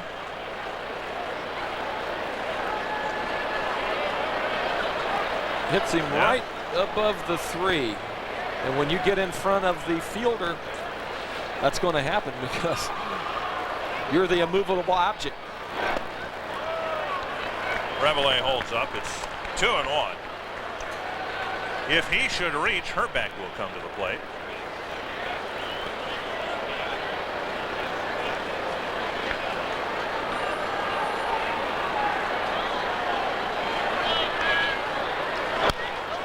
Jammed him. Picked off by the third baseman. Everybody's safe. Litton tried to get Mack at second base, but Shane got a good jump. And the flip to Fletcher wasn't in time, and now Herbeck will come to the plate with the bases loaded.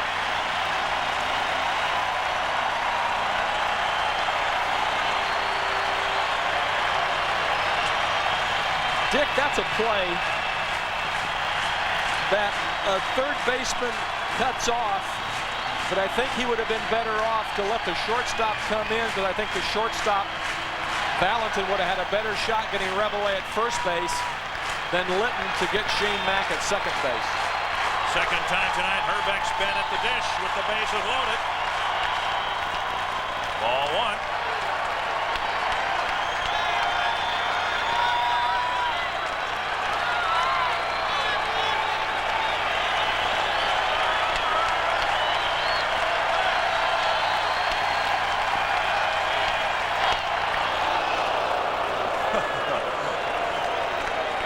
Crowd of what, 25,000 you figure here tonight, and when they all exhale at the same time, it's quite an interesting sound. Herbie's trying to hit that over to St. Paul, I think.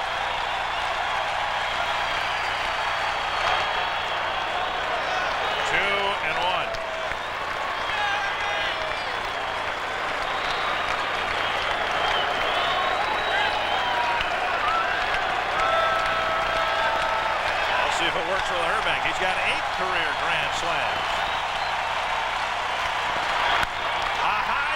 to center field. It's deep. Otis Nixon has it on the track.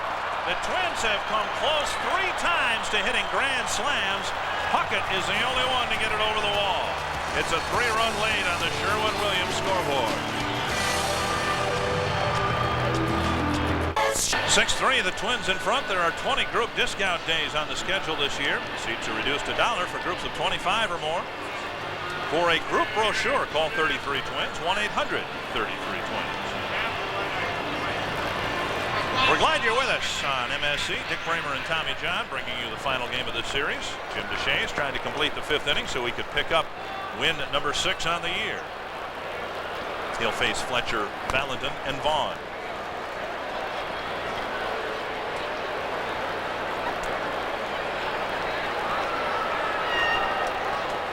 Fletcher doubled and scored in the first and then lifted a fly to Puckett in the 2nd inning.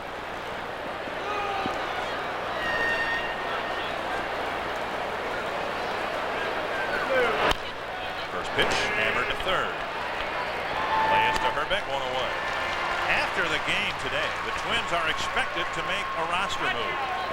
They are expected to send down to Salt Lake City either Eric Schulstrom or Dave Stevens. You do not necessarily have to carry 25 men on your roster. You can carry as few as 24. And the Twins are going to take advantage of that rule and allow probably Schulstrom, I would think, because he has less time in the major leagues.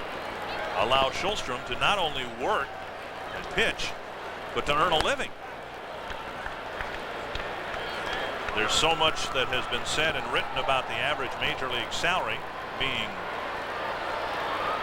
$1.2 million, and that's an awful lot of money.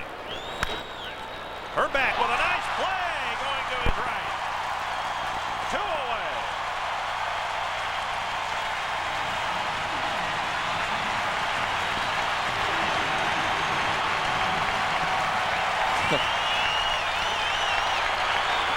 Dick, that is what the fans are going to miss when that man is not here. You take Kent Herbeck for granted, but he can field with the best of it.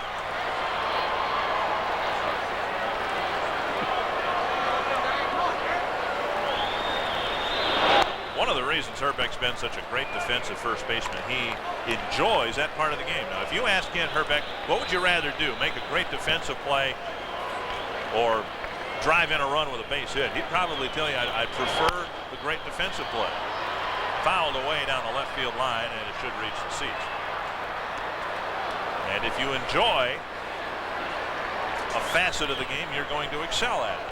And Herbeck's taken a great deal of pride in his defense over the years, and it has shown. Somebody a long time ago taught him that the game of baseball is played on both sides of the ball. There's offense and there's defense, and you can help your ball club doing both. That's a foul ball. 1-2. There was some thought that Herbeck, after this contract, might want to stick around as a DH for a year or two. But for people who knew Kent and who know him, that's not something that he would be very happy with, to sit on the bench and swing the bat every 45 minutes. Knobloch to Herbeck, another 1-2-3 inning for Deshaies. He set down 7 in a row on the Carrier scoreboard.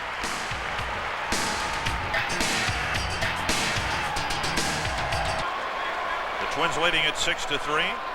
They have had, through 4 innings so far, 3 bids for grand slams. Munoz has one. Nixon robbed him of a grand slam in the first. Puckett hit one, and Herbeck almost hit one last inning. Strike 1 from Chris Howard.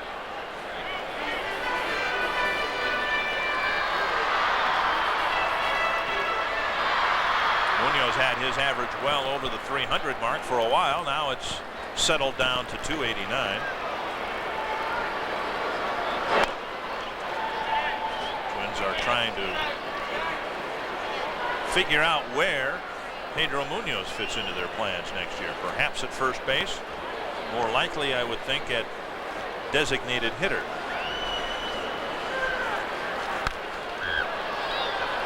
1-2. I think just watching Munoz over the course of the season, he has enough pop in his bat, and he makes contact often enough that you got to find some place to play him, either first base, the outfield, DH, or whatever. I think that if he would get his 500 at bats, that he could put some fairly decent numbers up. Munoz had 418 at bats in 1992.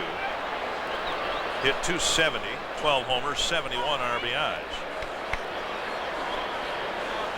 I think there are a lot of Twins fans that would like to see Munoz get that 500 at bat level that we've talked about. He's played more as of late. After a slow start last year, he finished at just .233. This year's hit the ball much better.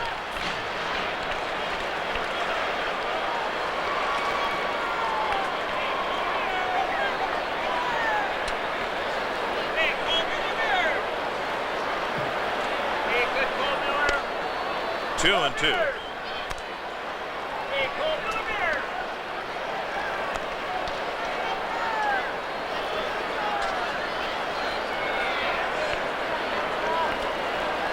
Munoz leading off the Twins' 5th inning.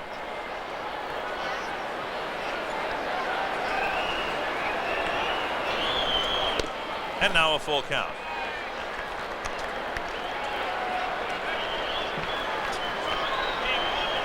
Howard entered the ball game, gave up a base hit, an infield hit to Rebele, but got Kent Hrbek on a deep fly to center.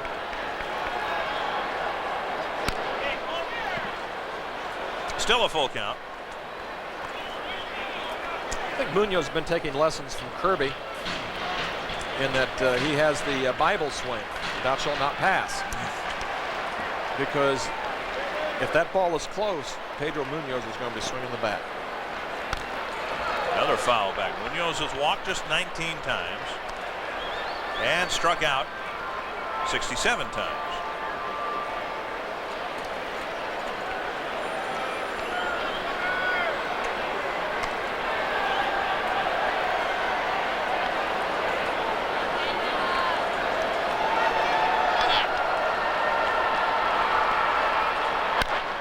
That's very deep, but it's hooking foul. Wow.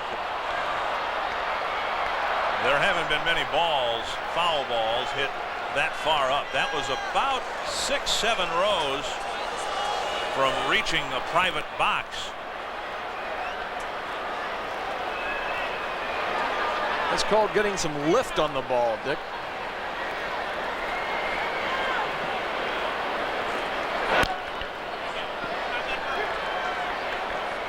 Foul by Munoz, and this is a long at bat to start this 5th inning. Munoz has got to learn that Carlton fist, that little body gyrations to try and keep that ball fair.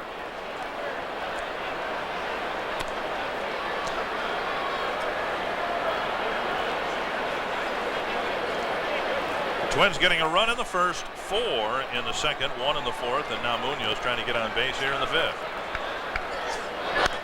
Another foul. What's the longest home run you've seen here hit the left field? Left field? Yes.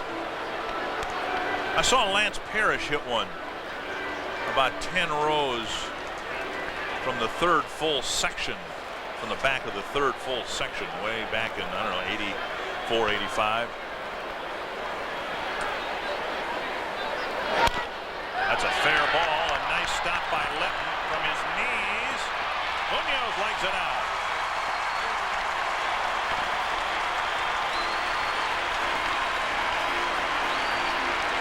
Munoz coming up a little lame as he went past first base. He had to hustle this one out to get a base hit. Well, we've seen Litton make some outstanding stops. If he could have righted himself, he would have thrown Munoz out. And Pedro Munoz hustling down to first base. Hopefully he's not hurt. But Litton has been impressive so far with the glove. Matt Wahlbeck, the hitter.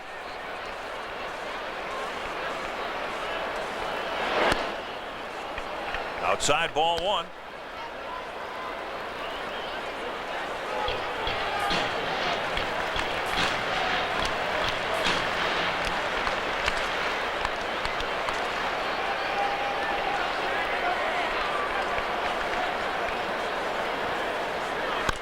Fouled away, 1-1. Walbeck has the average at 201.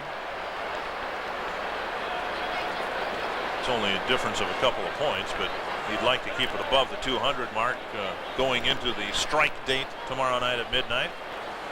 201 sounds a lot better than 199.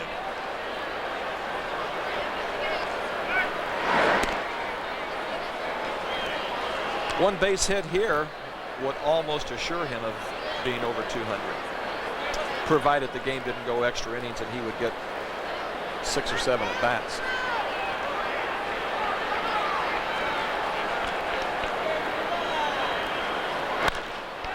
Line foul over the Boston bullpen. 1-2.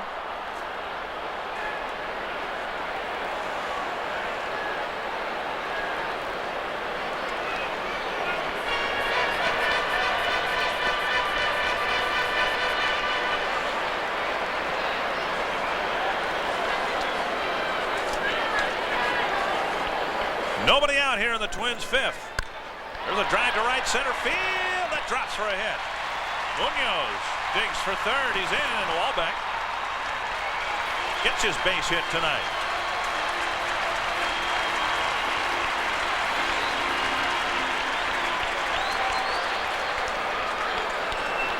Matt Walbeck swings the bat so much better from the right side. He just has a little more authority in his swing. And that ball was up around his eyes, and he tommyhawked it. And he tommyhawked it into right center field. 1 for 2 for the night. And even if he goes 0 for 2, he's going to be 1 for 4. And that means he's going to have his average up over 200. First and third, nobody out. Mears coming to the plate.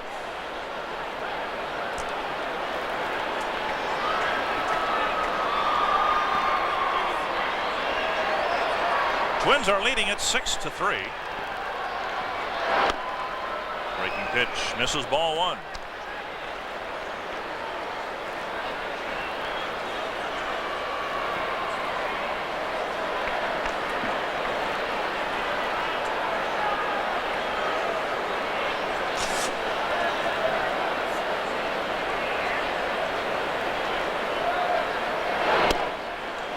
Cross your fingers, cross your toes. Say your prayers, whatever you choose to do to hope that baseball continues. But if it does, Friday in Chicago will be Alex Fernandez against Pat Mahomes, Jack McDowell against Kevin Tapani on Saturday, Wilson Alvarez against Scott Erickson on Sunday. A strike to Mears, 2-1, and then Monday, Jason Bremer will go against an unnamed Twins pitcher.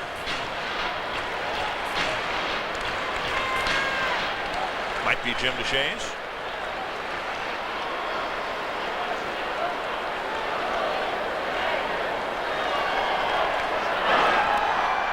Throw fielded by Vaughn.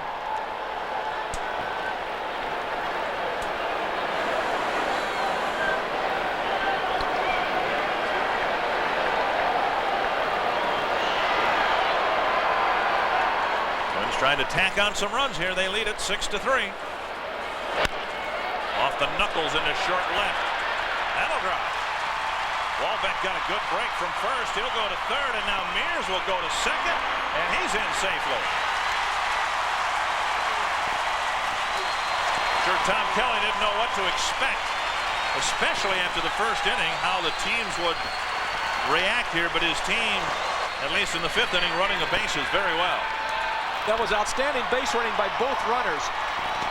Matt Walbeck won for reading the ball off the bat, anticipating that the ball was going to drop, seeing where the outfielders were, getting a good jump and heading on into third base, and then Mears seeing that the throw was going to third base and hustling from the batter's box and go into second base when the ball missed the cutoff man and went to the third baseman. Good heads-up base running by Matt Walbeck. Good heads-up base running by Pat Mears.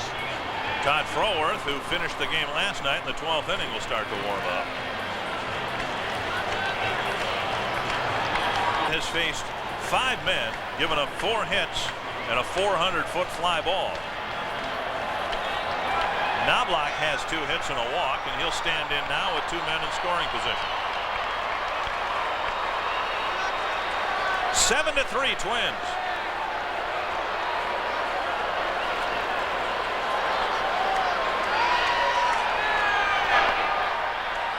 Strike 1 on the inside corner, says Tim McClellan.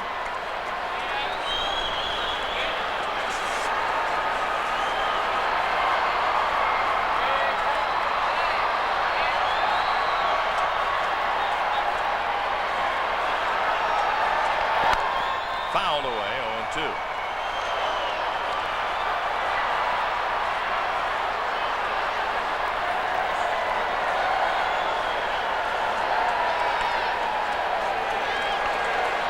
Twins are scheduled to play 4 games in Chicago and then 3 in Detroit before returning home. Take on the California Angels.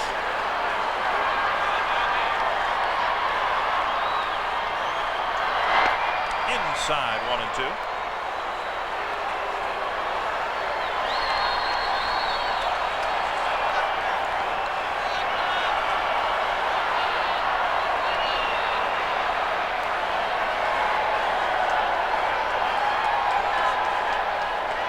Expos have won 20 of their last 22 games. Tonight, 4-0 over Pittsburgh.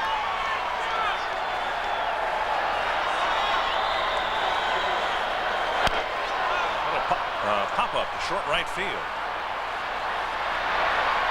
Fletcher makes the grab. And that's the first out.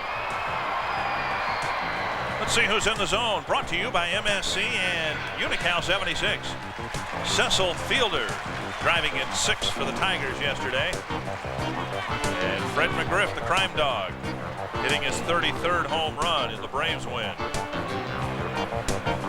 Butch Hobson runs to the mound. We'll have another pitching change here. And Todd Froworth will come in to face Scott Leyes with 2 men aboard and 1 out.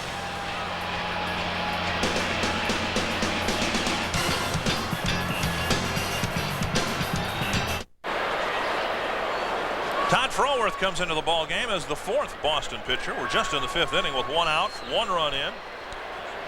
2 runners in scoring position and Scott Leyes at the plate. Ball 1. Froworth committed the game-losing error for the Boston Red Sox in the 12th inning last night.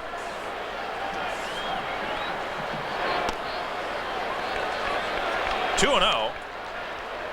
He's in danger of walking Leyes to bring Puckett to the plate with the bases loaded again.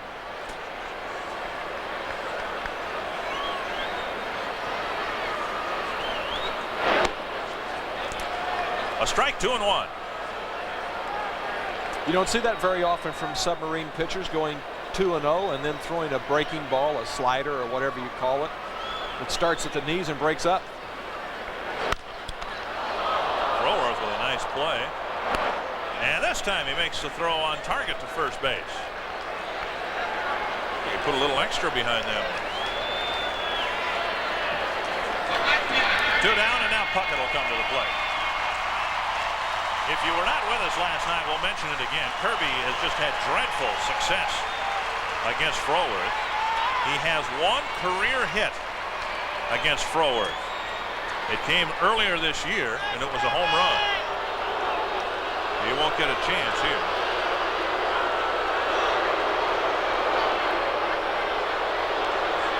That'll load him up for Shane Mack.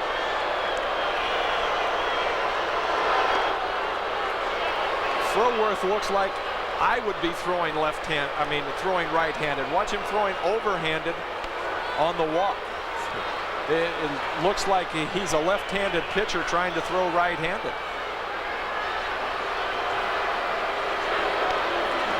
Second consecutive intentional walk to Puckett. And now Mack will come to the plate with the bases full. You know things aren't going well for your pitching staff when we're in the 5th inning, and this is the 4th time that a Twins hitter's had a chance for a grand slam. Puckett has one. Munoz just missed. Herbeck came close, and now Mack. Strike one. Well, you could look at it and say, gee, you know, they're just pitching in tough luck.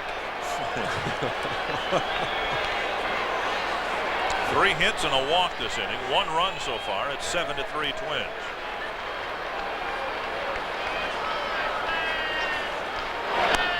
Oh, 2.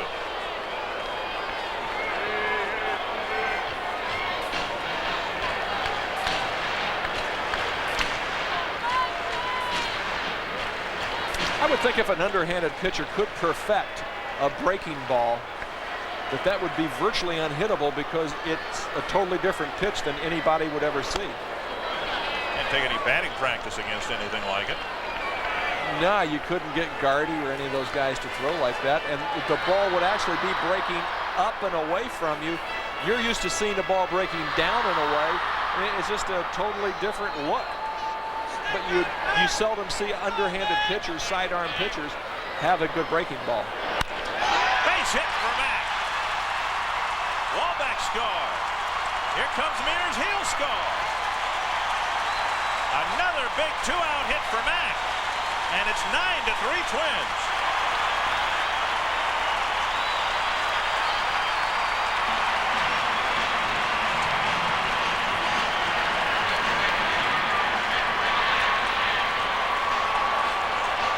It's like you're getting out of the frying pan into the fire, walking Kirby and pitching to Shane Mack.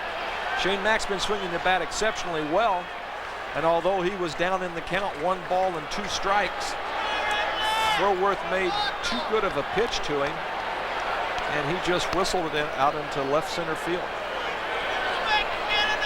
Strike 1 to Rebele on the foul ball.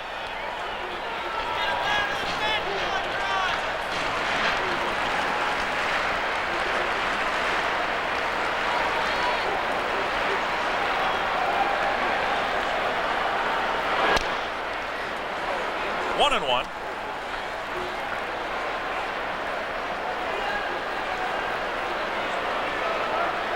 Froworth, a long-time Baltimore pitcher. They replaced him with Mark Eichhorn, who's been doing a great job for them this year. Similar style pitcher.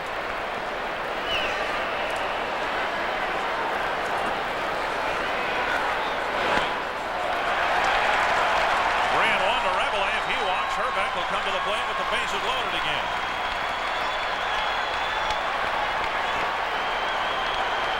Froworth actually started with the Phillies, pitched with them for 4 years. 3-2. Now the runners will get their early breaks from first and second.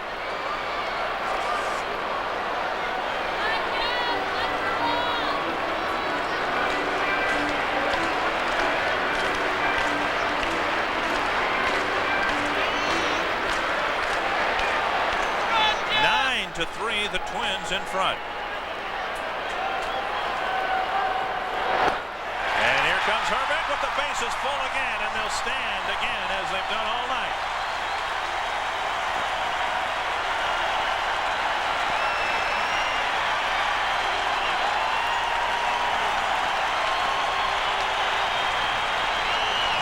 When Herbeck left the clubhouse today for batting practice, he was greeted by a 4-man crew from CNN here to document what might be his last game.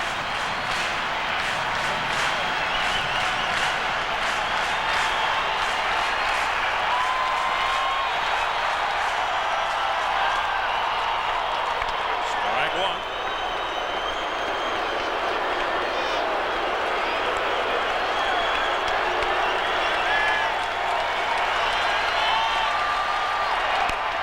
Strike 2.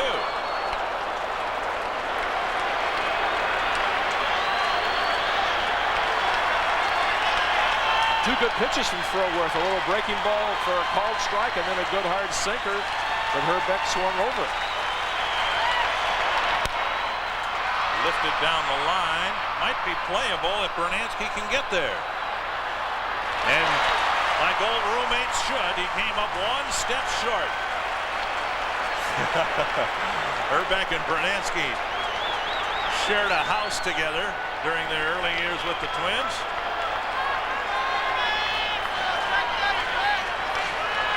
Herbie's last hurrah. Well, we hope that's not the case. He doesn't think it will be. He thinks there will be more baseball this year, and we hope he's right.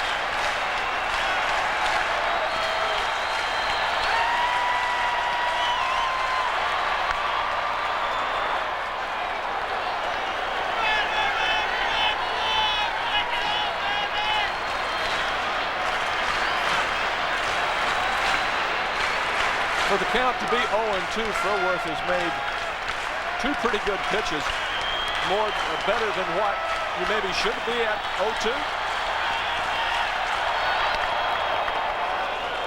Very close to a called third strike. Hrbek was called out on strikes in the third.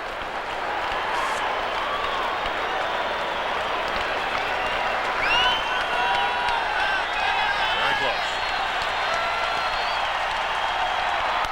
A high drive to right.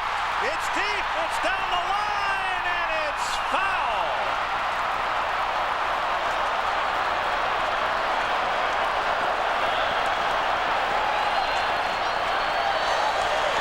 Well, that would have been fun.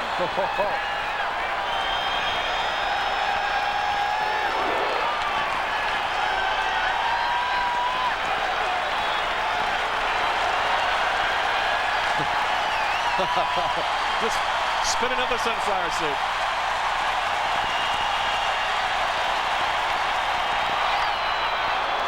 Tough pitch, and he fouled it off.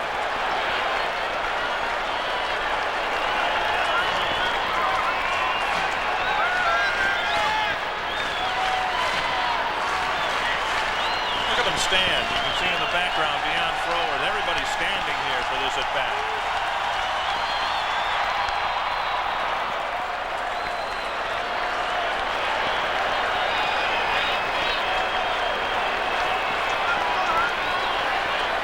It's 9-3 Twins, but the score at this point is irrelevant.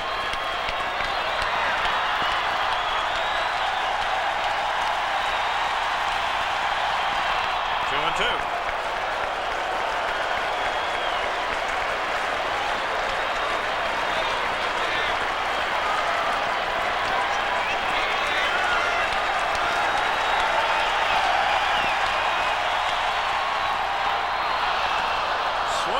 On a floater, and Hrbek strikes out.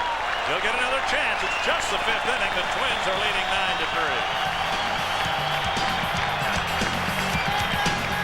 9-3. Jim Deshaies has set down 7 men in a row. Given up a couple of line drives in there, but he's got a 6-run lead, and he's in pretty good shape to win his 6th game tonight. Boy, you'd like to see him go out on a high note, or at least not that somebody's going to take him out and shoot him or whatever, but if this is the last game of 1994, Jim Deshaies deserves to go out with a win. Deshaies has given up 5 hits and 3 runs over the 5 innings. And, of course, the required home run, that off the bat of Rich Rowland in the 2nd inning. Red Sox led up 1-0, then 2-1. Twins are leading by 6 right now. And Andre Dawson will start things for the Red Sox in the 6th. Ball 1 to Dawson.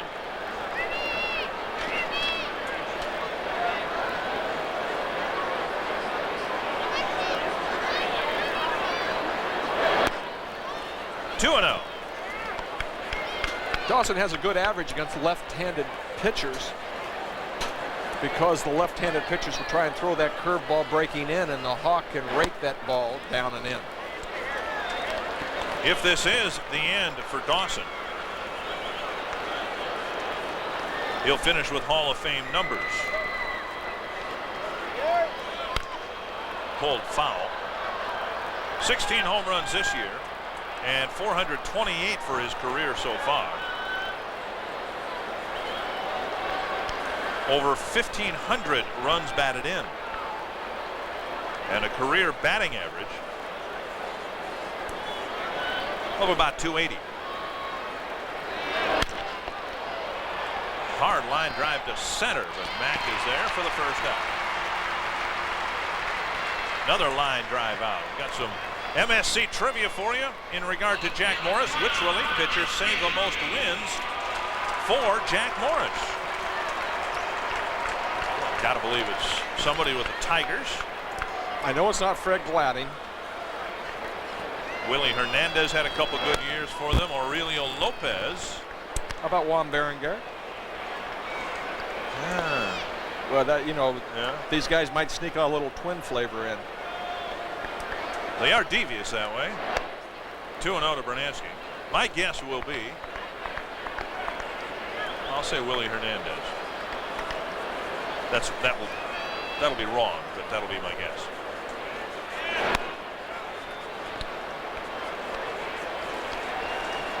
There's a right-hander that pitched for Detroit before Hernandez.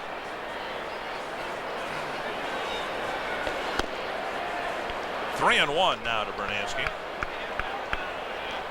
Not the original Senor Smoke, Aurelio Lopez. No, Okay. no, he pitched a lot like Henneman. Big rip by Bruno. 3-2.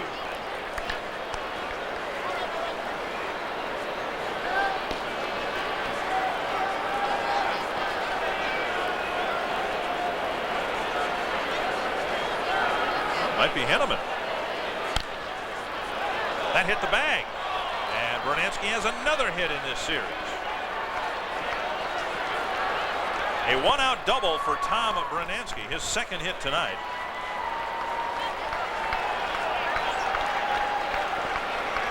And that will get Wes Chamberlain to the plate with a runner in scoring position.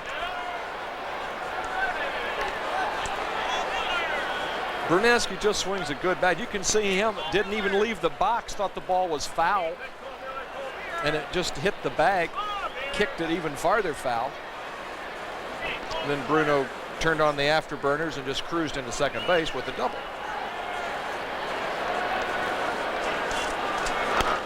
Wes Chamberlain at the plate. Chamberlain's hit the ball hard a couple times tonight.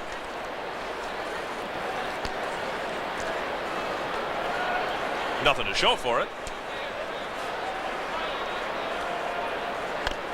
Big swing and a miss, 1-1. Well, the word from Houston now is that Jeff Bagwell did indeed break a bone in his left hand when he was hit by a pitch. Is expected to miss 3 to 5 weeks. Wow. That really hurts the Astros and Bagwell's MVP chances in the National League.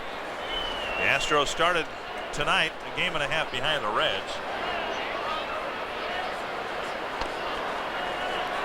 And 2 games behind the Braves in the chase for a wild card spot.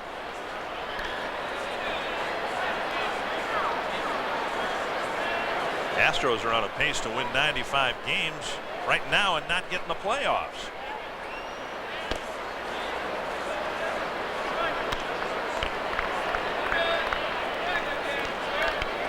One of the reasons people were looking forward to the realignment was to avoid a situation like that, or a situation like the Giants had last year when they won 103 and didn't get in.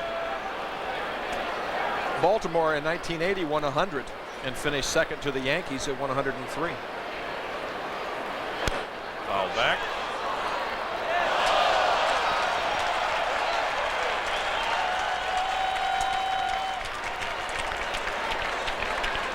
Twins have activity in the bullpen. Mike Tremblay is warming up.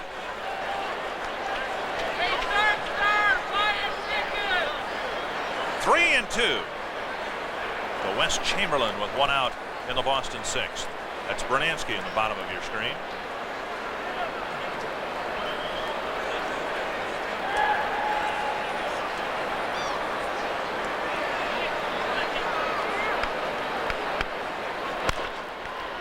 Left center. Munoz won't get there. That'll drop. Bernansky turns at third. He's heading home. And the Red Sox are on the board with their 4th run. An RBI single for Chamberlain, his 20th run batted in of the year.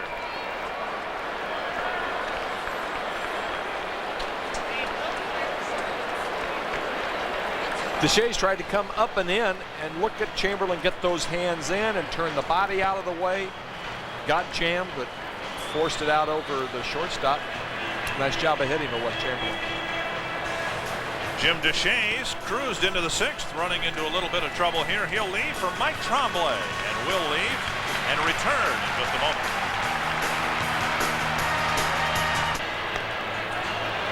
Back at the Metrodome, the Twins are in front 9-4. Mike Tremblay coming into the ball game. Glad you're with us on MSC, your Twins connection.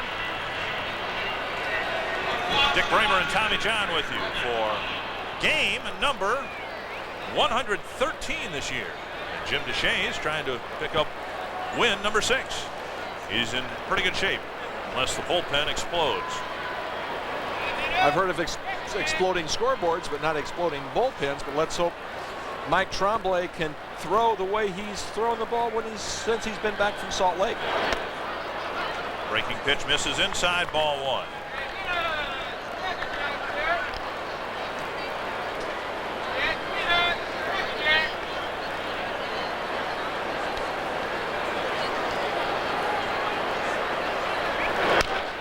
Pounded foul, 1-1. If the Twins should win tonight, they would have a winning record against the American League East at 24-21. Now, the East at the start of the year was considered to be the best division in baseball. That's no longer the case. The American League Central, or at least the best division in the American League, but that's no longer the case. The Central has taken over that, and it's not even a close race anymore. The Yankees are the dominant team right now, but they have run away with their division. The Orioles have fallen back. There are only 2 teams above the 500 mark in the East now.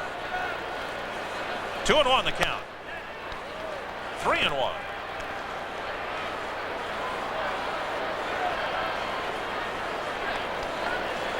Twins still playing Roland straight away, even though he has driven the ball to right field in this series very well. A home run again tonight that way. This one to center and deep. Mack going back. It's gone. His 2nd home run of the ball game. And it's 9-6.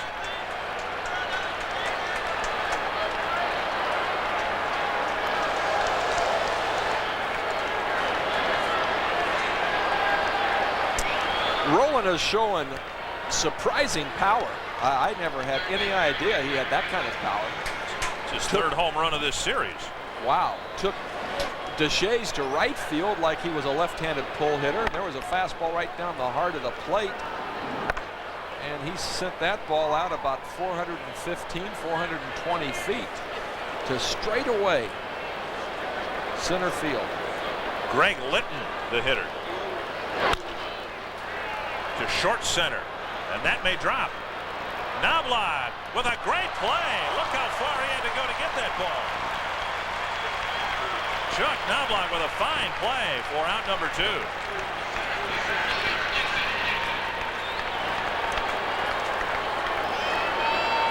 He's made a couple catches like that this season, running out, and that ball's going to fall in no man's land. He looks around and sees when nobody's going to get it, and then gives it a running away from home plate basket catch. Man, that was good.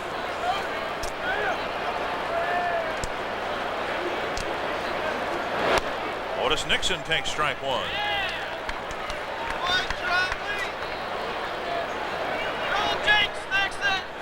Nixon 0 for 3. As you see, has not gotten the ball out of the infield yet.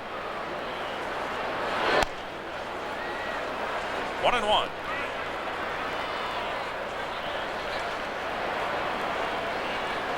Nixon trying to utilize his speed with a fake bunt there, but if the ball had been closer, I'm sure Odie would have tried to take it with him and beat the pitcher to the bag. 2-1.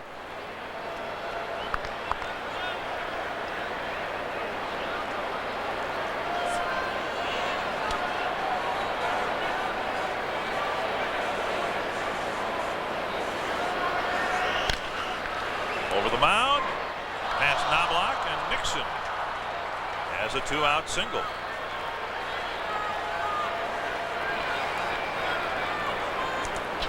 The operators are standing by tonight at 33 Twins, 1-800-33-Twins. After the week-long road trip, the Twins are scheduled to come back and play 3 with the Angels, 3 with the Tigers. Still no final determination as to whether the Twins will have to go to Seattle later this month or not if there are games played. Don't know whether the Kingdome will be fixed by then.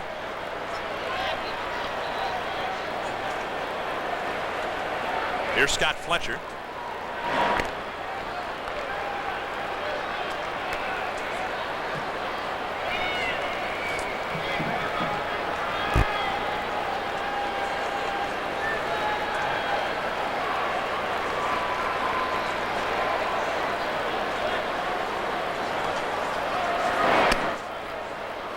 Down by 3 runs.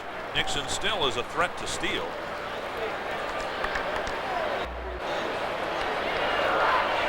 $23,400 and some change. The paid attendance here tonight.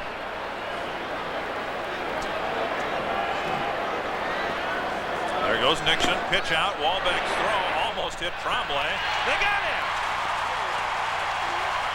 Nixon thrown out. The Red Sox scored 3. Next up in the Cupernall on deck circle, the bottom third of the Twins lineup.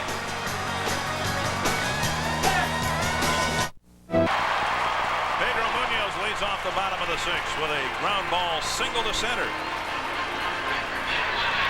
Munoz with his second hit. Underhanded sinker, and Munoz did with it exactly what you thought the guy would do with it. The ball's going straight down. He hit it off the ground, right back up over the mound, over second base. Valentin, outstretched glove, couldn't get it. Matt Wahlbeck singled and scored in the 5th, walked and scored in the 2nd inning. He'll hit left-handed against Froworth. The Twins left the bases full in the 1st, 4th, and 5th innings. In the 2nd, they got a grand slam from Puckett. And in the 3rd, they were set down 1-2-3.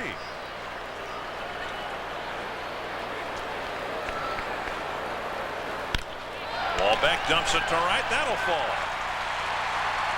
Munoz checks in at 2nd, and Wahlbeck has a 2-hit night.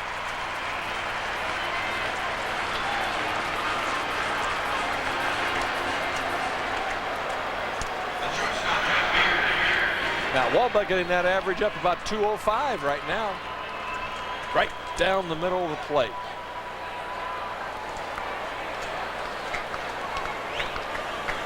I tell you, it's hard to throw the ball down the middle of the plate, but Froworth is throwing 2 or 3 of them. Just, I mean, absolutely belt high right down the middle of the plate. And you would think the way he throws, the ball would be moving and sinking and doing all kinds of dipsy-doos out there.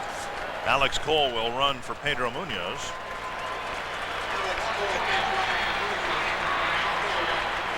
Munoz has been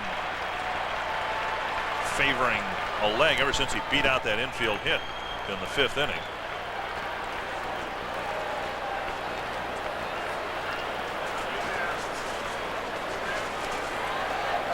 Twins tickets can be purchased at That's the Ticket automated ticket centers. The kiosks are found in most Metro Rainbow Foods, the IDS Crystal Court, the Norwest Center in St. Paul, and at America's Original Sports Bar in the Mall of America. Mears tries to bunt and misses. Strike 1.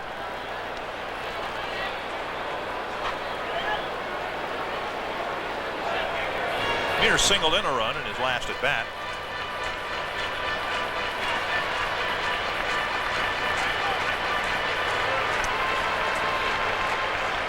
Wonder if Butch Hobson's going to put on the vaunted wheel play right here, try to get somebody at third base. Good bunt. Froworth delivers the throw on target. Mears is retired, but a good sacrifice, and 2 runners are in scoring position for Chuck Knobloch.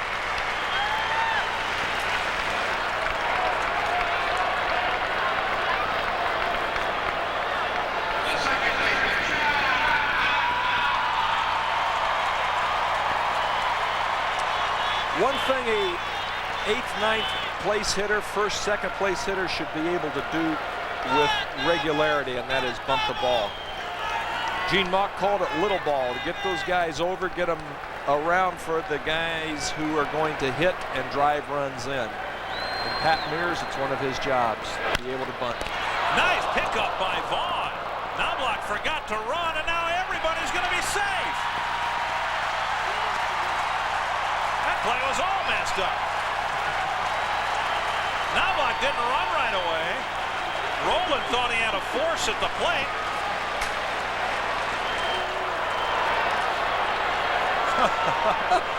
And the bases are loaded for Leyes. He thought Vaughn was going to tap the bag, but he didn't. Threw home instead.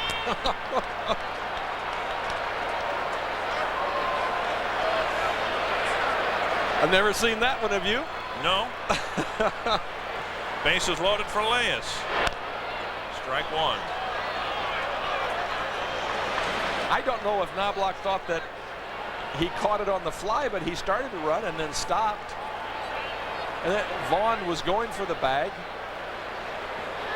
Decided to throw home when he saw Cole halfway down, and the catcher got down into his crouch to block home plate. The only thing, Cole had scampered back to third. Oh. Chop to the right side. Leyes will have to hurry to stay out of a double play, but the Red Sox get it. And the Twins go scoreless. Through 6 at the Dome on the Toyota scoreboard. It's Minnesota by 3.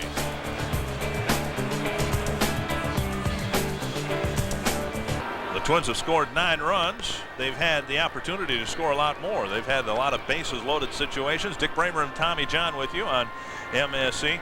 You remember about 1981. That was a fouled up year for baseball. There was a midseason strike, came back to the All-Star game. What was it like going out right before the strike? I was on the disabled list. Oh, were you really? That's how you knew that disabled players don't get paid during the strike. No, but I got paid because I had it in my contract. I was one of the few ball players in baseball that did not have a strike clause, and I got paid. But I had cut my finger shaving. I reached into my shaving kit and sliced my index finger on my left hand and couldn't pitch. And you guys from Indiana, my goodness, you cut your finger shaving? Well, I'm not shaving my finger, but I reached in to get my shaving kit to get a razor out and sliced my forefinger open. And I was on the deal. In fact, I was home in Indiana when the strike occurred. First pitch to Fletcher, grounded to Leyes. It's the second time in a row that Fletcher's gone after the first pitch and grounded out to Leyes to lead off an inning. All right, we gave you our trivia question before on MSC. Who's the pitcher who saved the most games for Jack Morris? Aurelio Lopez. It was the original Senor Smoke, who tragically died in a car crash a couple of years ago in Mexico.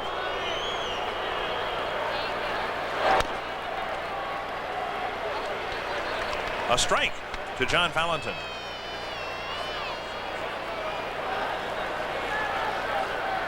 Another pretty good guess might have been Dwayne Ward of Toronto. That's right. Jack won 20 games. Tom Henke was still the closer for the Blue Jays the year Jack won 20 for Toronto. Dwayne Ward did get some saves that year. 2-1.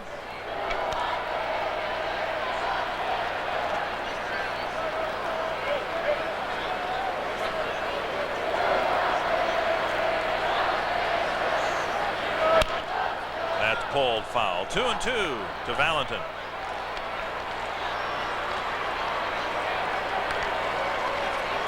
Mike Tremblay's had an unsettling and inconsistent year. Started the year with the Twins, sent down in mid-May, recalled, was a starter for most of his tenure in Salt Lake City. That breaking pitch apparently a little high, just to get some innings in, to get some work. Tremblay has a very good changeup, but doesn't use it against right-handed hitters. And I think if he would throw that changeup more, he would be much more effective. Herbeck with the dig at first. What a play! A fine play by Tremblay coming off the mound, but Herbeck Makes up for a low throw with a fine scoop at first. As a pitcher, when you grab the ball, the play's only half done. You make a good throw, but how many of those over the years, how many errors do you think Ken Herbeck has saved infielders, pitchers with making digs out of the dirt like that? Early in 1993, he may have kept Pat Mears in the major leagues. Pat was pretty erratic with his throwing.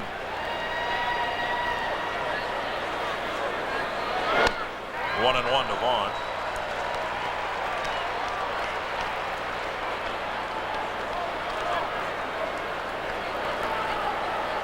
Two away in the seventh.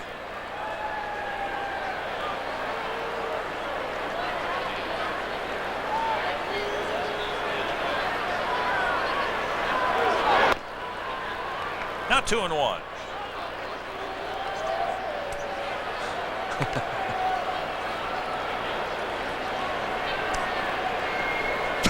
Knobloch's playing a deep second base or short right field, and you have a little conversation during the game with Davey Phillips.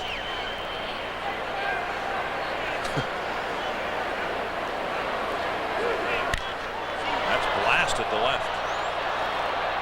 Mack playing in left now, but this one's out of here. With Cole playing in center, Vaughn goes deep the opposite way, and it's a two-run ball game.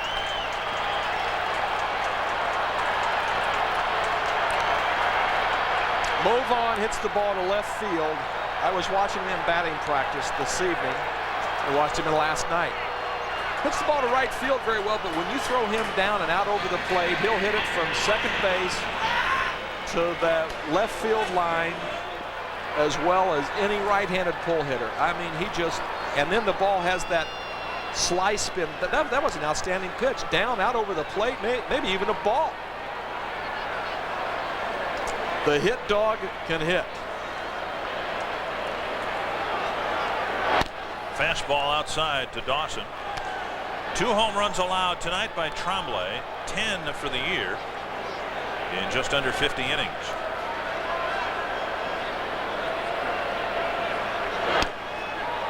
One and one.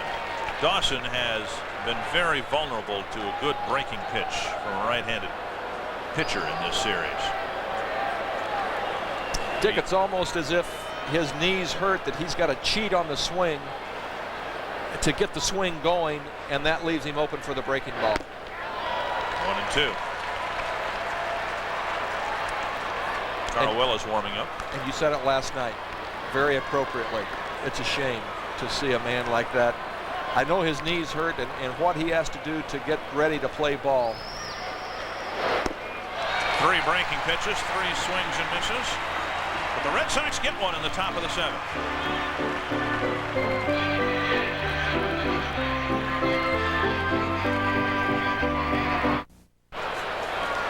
Kirby Puckett will lead it off in the bottom of the 7th against Todd Froworth.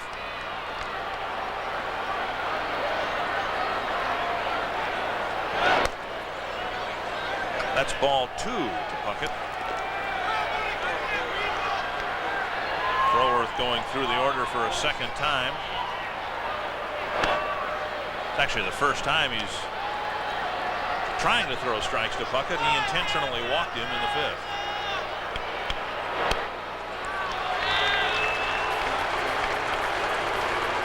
Leadoff walk. 3rd walk issued to Puckett tonight. And Mack will come to the plate.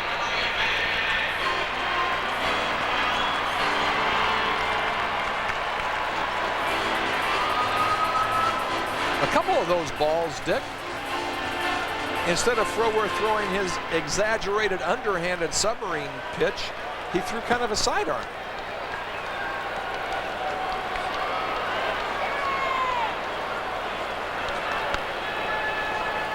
Ball 1 to Shane Mack. We'll update some scores for you, including some finals from this afternoon.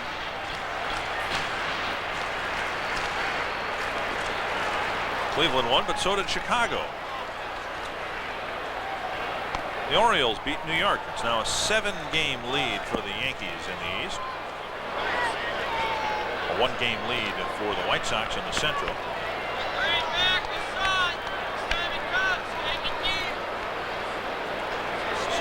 Texas tied in the 8th inning. That game again supposed to be played in Seattle, but it's being played in Texas. 2-1 to Mac. And if the Mariners win, they'll be 2.5 games out. I haven't seen the paper. How are they drawing for Seattle's home game in Texas? They've not sold out in the games that they played at Fenway Park and in Anaheim. They're selling tickets for like $10 a pop, general admission. Mac holds up, 3-1.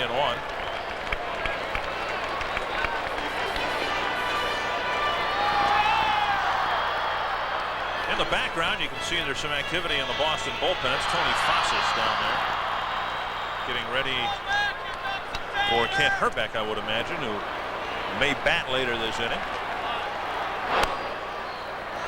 A strike, and it's a full count to Mac.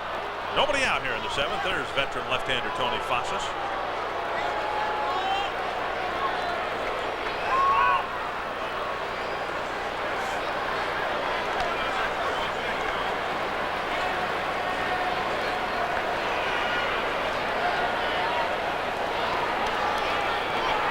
There goes Puckett, and the pitch fouled back.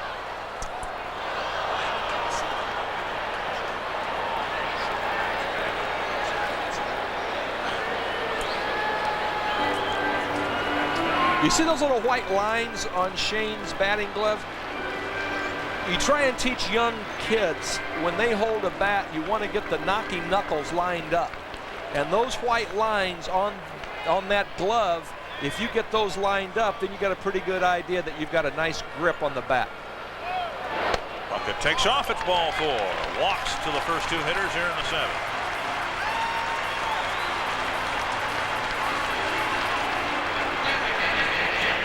Tonight's American League leaders on our MSC leaderboard, brought to you by Big A Auto Parts Store. Willie Hernandez second on the save list for Jack Morris, and Rick Aguilera saved 6 games for Jack in 1991.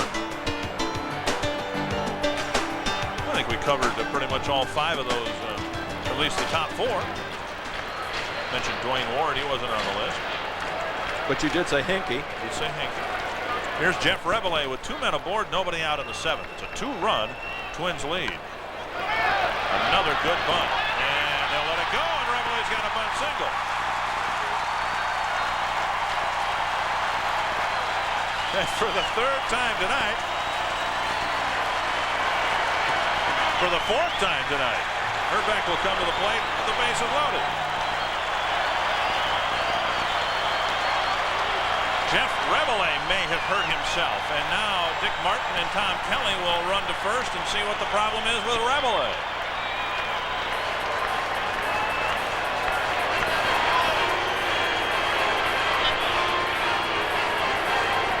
Pat's putting those sliding gloves on again. I'm ready to go again, boss. The Twins are really short. Derek Parks still not feeling well these days. Reveille entered for Winfield as a designated hitter. Cole has already come into the game. Munoz left with what appeared to be a leg problem. Chip Hale and Parks are the 2 bench players left for Tom Kelly. Butch Hobson will come in and get Tony Fossas into the ball game. Problem is, if Mahomes enters the game here, he'll enter as a designated hitter. Might even get a chance to bat if the Twins were to come around the order again.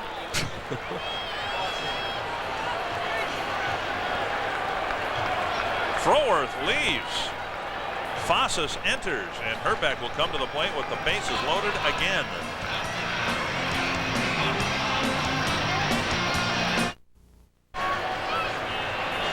Nine to 7, the Twins are in front. We're in the bottom of the 7th, and for the 4th time tonight, Kent Hrbek will come to the plate with the bases loaded. He almost hit a grand slam in the 4th. He was hit by a pitch with the bases loaded in the 1st and went down swinging in the 5th. There's nobody out. The bases are loaded, and let's just let Hrbek's at bat take care of itself without any description from us and see what happens. We're 0 for 3. Let's see how he does all by himself.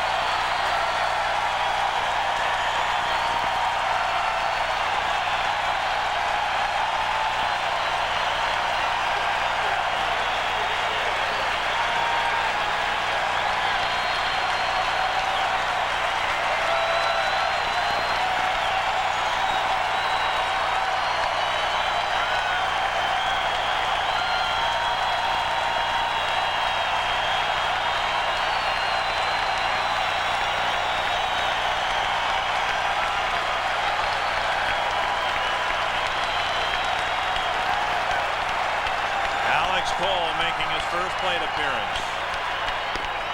Taking ball one.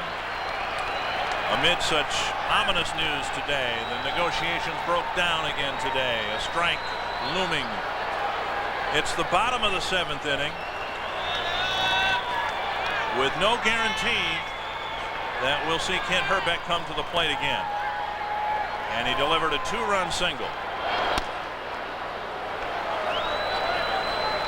to make the score 11-7. And I'll tell you, Tony Fossis is a tough pitcher for a left-handed hitter to zero in on. With that funky sidearm, big leg kick, and a big sweeping breaking ball.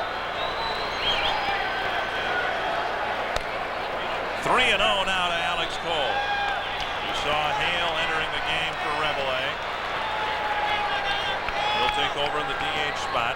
DH spot's been troublesome for the Twins. They've lost 2 of them tonight. Winfield left in the 1st inning. And now Rebele here in the 7th. And that loads them up again. What a disastrous game for the Boston pitching staff. There still isn't anybody out here in the 7th inning. And just right, Hrbek may come to bat again this inning. I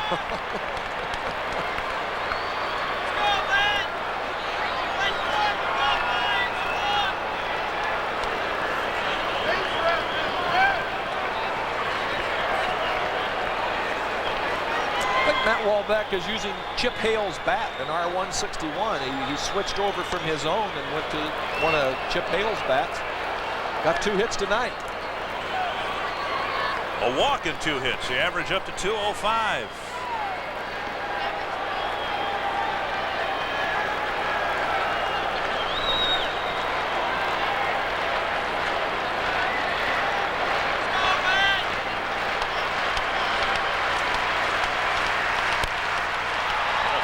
Short left field. Hernansky coming in. He's got it. Runners stay put, and that's the first out of the 7th inning.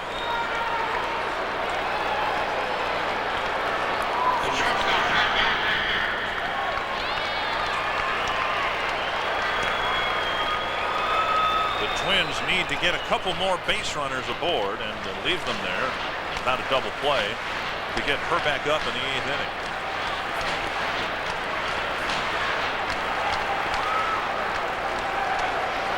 Pat Mears at the plate with the bases full.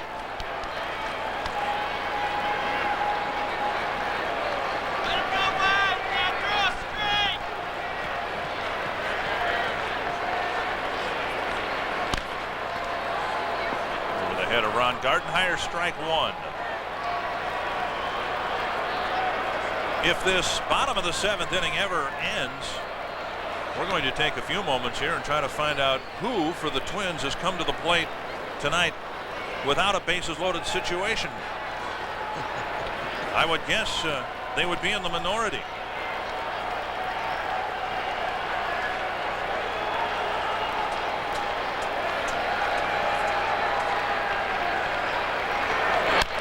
Toward the hole, picked off, base hit to left. Another run scores. 12-7 as Hale scores.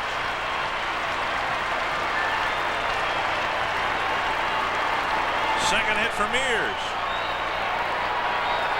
Dick, if the Twins had succeeded on their bases loaded attempt, this could be another 21-run game. Right. You're absolutely right.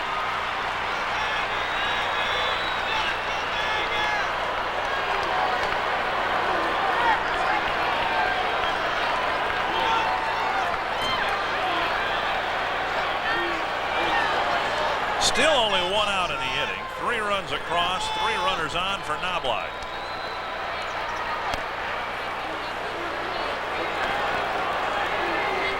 It's a 5-run lead for the Twins. The 300 hitters, such as Knobloch, really bear down in situations like this, don't they? Some of the other hitters think, well, we're up 5 runs. It's been a long game. All the other distractions. Let's do my best, but let's just get this thing over with. This is where you want to catch teams limping.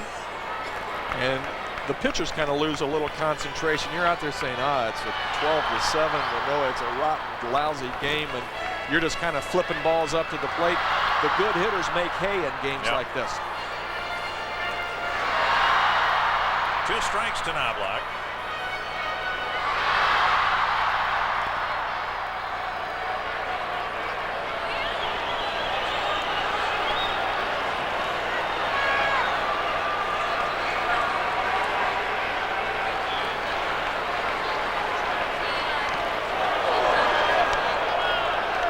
Smothers that pitch. Keep Herbeck from possibly scoring from third base. We don't want to assume anything. Bad ankle, bad knees, bad hamstrings.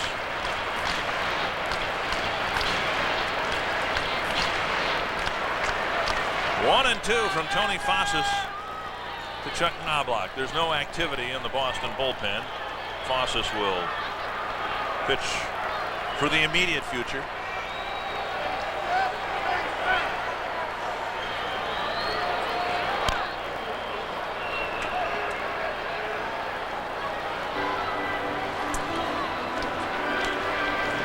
What a mess.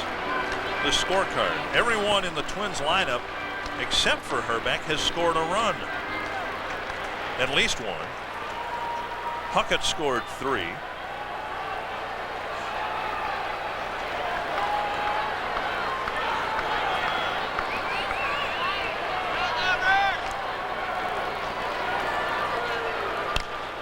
Another base hit.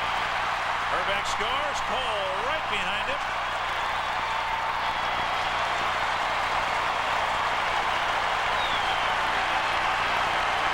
14-7, a 5-run inning so far, and Knobloch has his 3rd hit.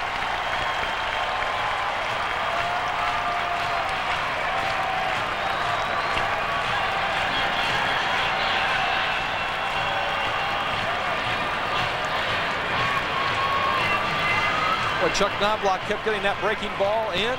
Fossis kept throwing the breaking ball in. That time, Knobloch waited just long enough.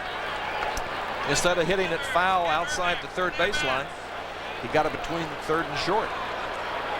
Like I said, good hitters make hay on these kind of games. They catch guys limping and lack of enthusiasm, and they just clean up, lick their chops. Leyes, the 9th man to bat this inning. He takes a strike. Leyes would like to atone for his at-bat last inning when he came up with the bases loaded and bounced into a double play.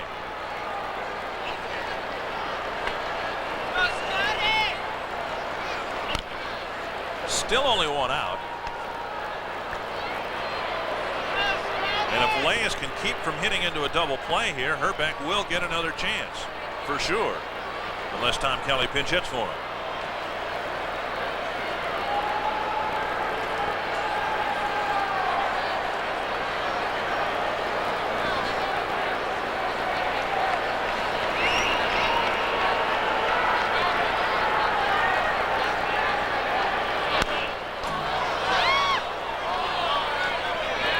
To Leyes.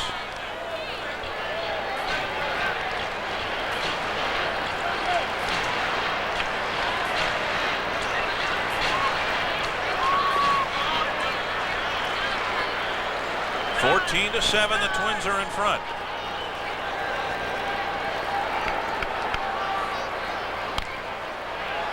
It's a fair ball. They go to second for 1. The relay not in time. So don't go away. May even come up later this inning, but Ken Herbeck will get another chance.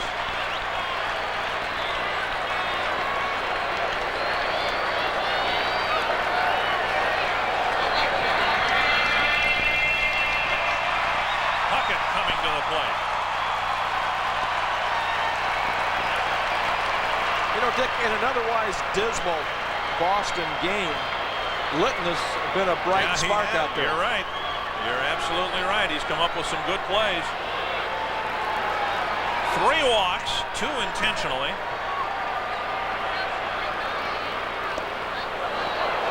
And I think this is one of those situations you were talking about a moment ago, about a hitter having a chance to really fatten up. There's nothing that Tony Fossas has that should really tie Kirby Puckett up. And this could be a really good at bat for Kirby.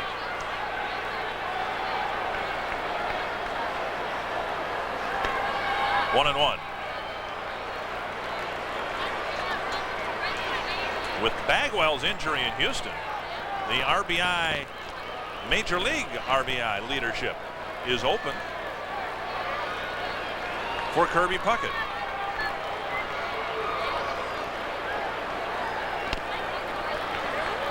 Bender on the outside corner, and it's 1-2.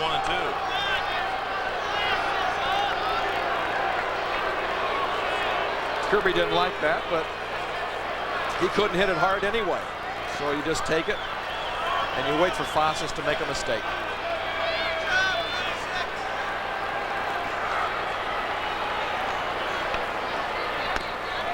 A little bit further outside, 2-2.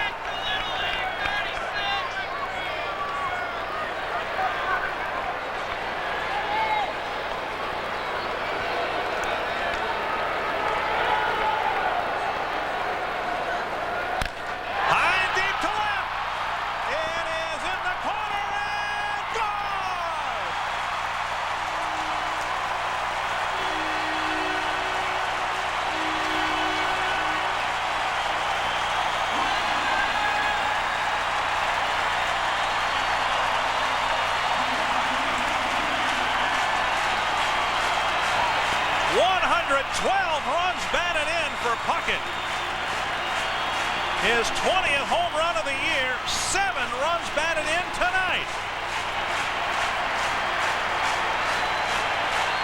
17-7.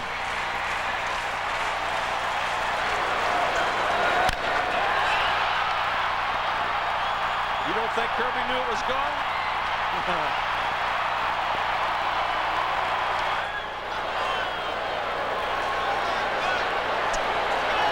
Dick, you said it appropriately. Fossas has nothing to handcuff Kirby Puckett. Wow, what a night.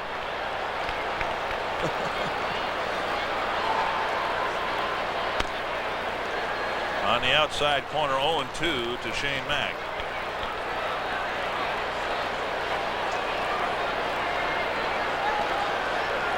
Puckett has reached all 6 times. 3 walks. He reached on a fielder's choice in the first inning and 2 home runs.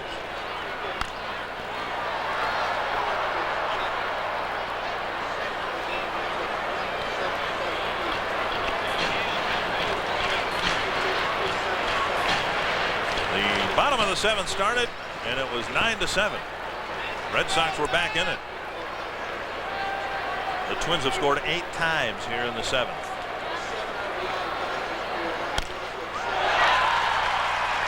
Mack with a base hit up the middle.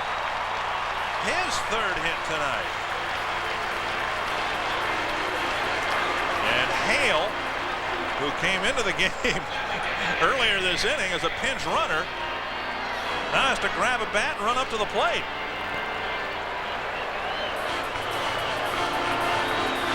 There are 2 out.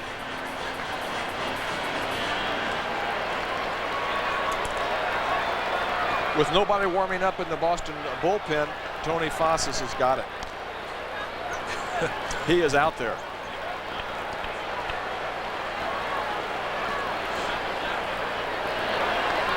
Earlier this year, when the Twins scored 21 against Boston, Puckett drove in 7 runs.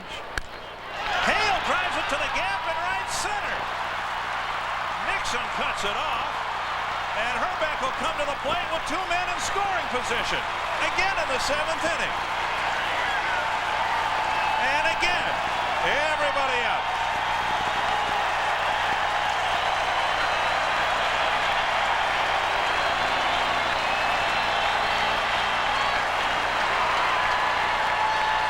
This has been like a slow pitch softball game.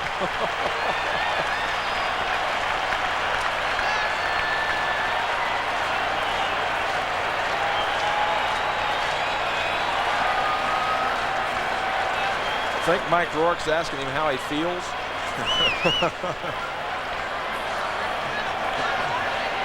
It's the old line. You go out and ask the catcher what the guy's got. He says, I don't know, I haven't caught any yet. Caught it.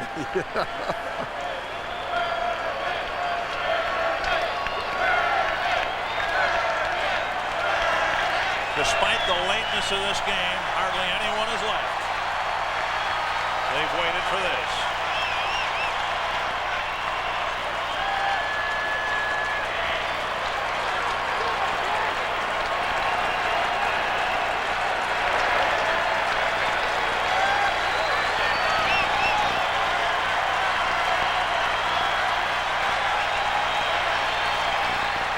A drive to center. Nixon going back. He's got it, but Herbeck hit it right on the nose. The Twins score 8 times to blow the game open in the 7th.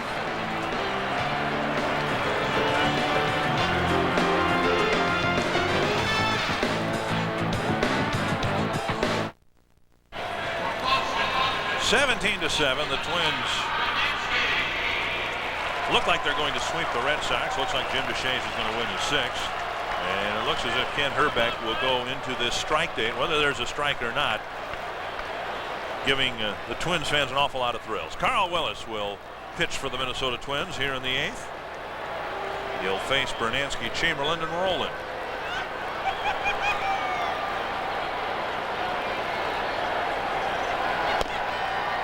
First pitch, up and in, ball 1. Dick, a few of the Twins pitchers are auditioning for next year. Jim Deshaies, Carl Willis. If not with the Twins, at least Right. for somebody, right. Hopped up, Wahlbeck can't find it. Herbeck coming in, but Wahlbeck wants it. After he finds it, he grabs it, 1 away.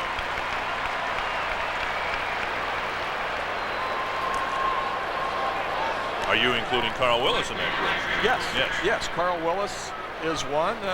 Maybe even Tremblay. Although he's young enough that he's probably in the Twins' plans, but there are a few pitchers that have not had great years, and they want to prove not only to Twins management but to the other major league scouts that are here at the ball game that they can still pitch in the big leagues. Ball 1 to Wes Chamberlain.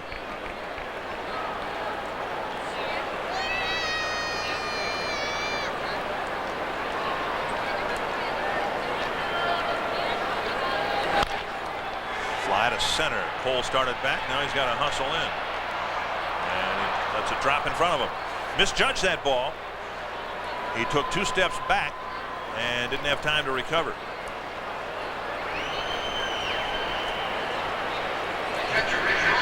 Alex Cole reacted to the swing and not to the ball. Chamberlain swung hard and got jammed. And the ball just dunked out there, and Cole broke back. And then once you break back, you have very little chance unless you just got Carl Lewis speed to come in and catch it.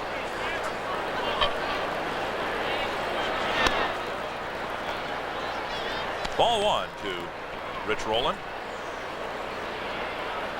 Rowland has a pair of home runs.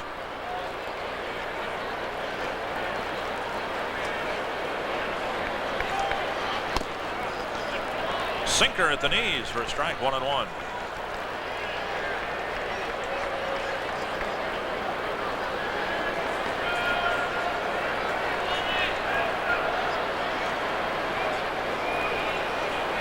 Rowland never got much of a chance with the Tigers. Was with them for parts of 4 years, but only got 83 at bats. No home runs. Getting a chance here with the Red Sox.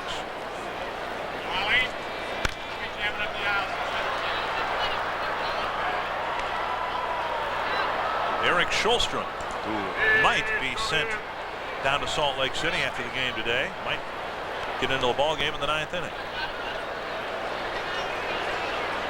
I would probably think that would be Tom Kelly and Dick Such as Carl Willis gets through this inning, and then let Schulstrom take over the 9th inning, get some work in. Rowland strikes out for out number 2.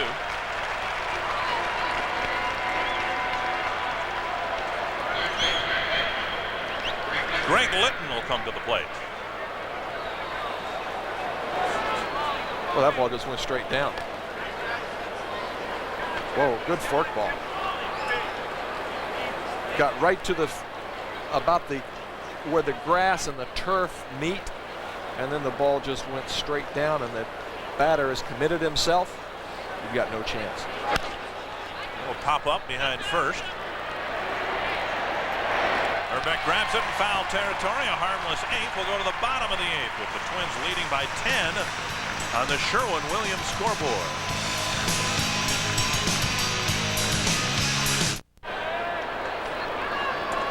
(17-7), the Twins in front in the bottom of the eighth. Alex Cole facing Tony Fosses. There's a strike. It's 1-1.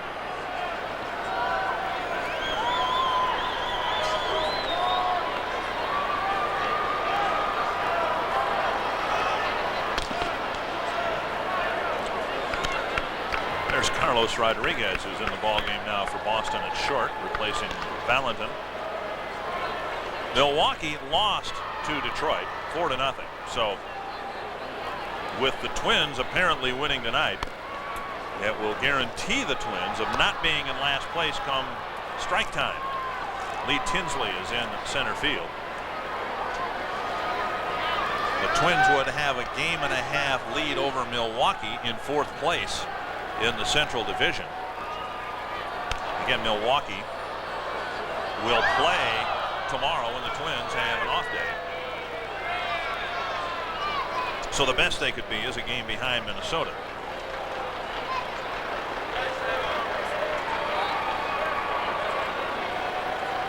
Two and two to Cole.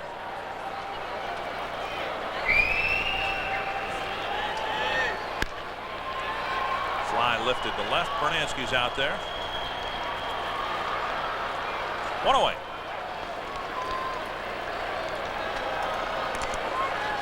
Nonprofit organizations can earn generous commissions by taking part in the Twins for the Community program.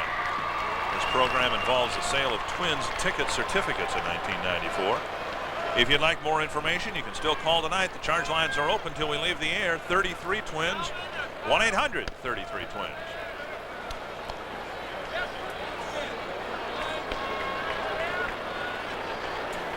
Matt Wallback, the hitter.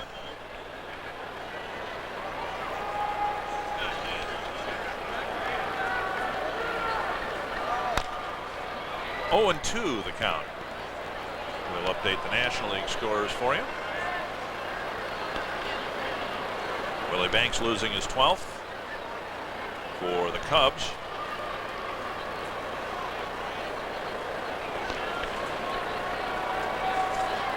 Mets beating the Phillies in Philadelphia. Montreal keeps running along with the best record in baseball, 74-39 now. Cardinals beating Florida. Wallback retired, 2 away. Houston wins tonight, but it's a costly win. Jeff Bagwell broke a bone in his hand. He'll be out 3 to 5 weeks. Atlanta losing to Colorado in the 7th inning. They are 6.5 games behind the Expos in the National League East. And there's a pretty good battle shaping up for the wild card spot in the National League as well. Nice play by Fosses. Mears is robbed of a base hit to the 9th, with the Twins leading by 10 on the Erickson scoreboard.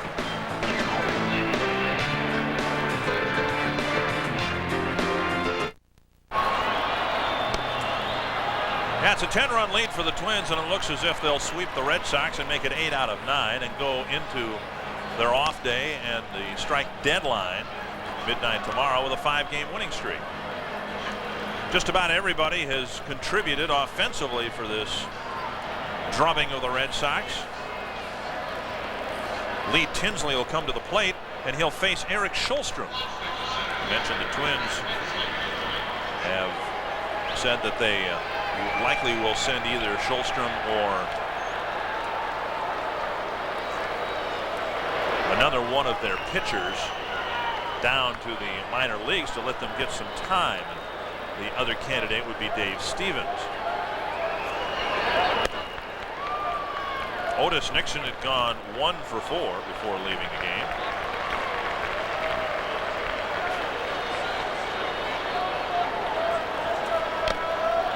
1-1 from Schulstrom to Tinsley.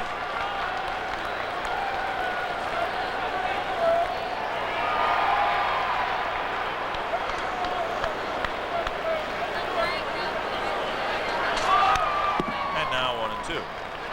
Again, the reason the Twins would make a move like that, you have to have at least 24 players on your major league roster. So some other teams will likely do the same thing with their younger players, either position players or pitchers, whom they want to continue to play in '94, not knowing the length of a possible work stoppage. We're back to Schulstrom for the first out.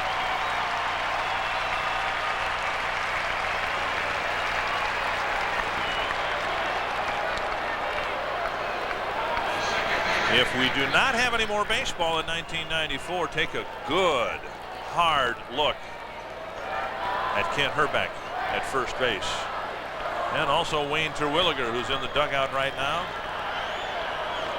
He will not be back in 1995. We hope they'll all be back later in 1994, but no one knows what's going to happen.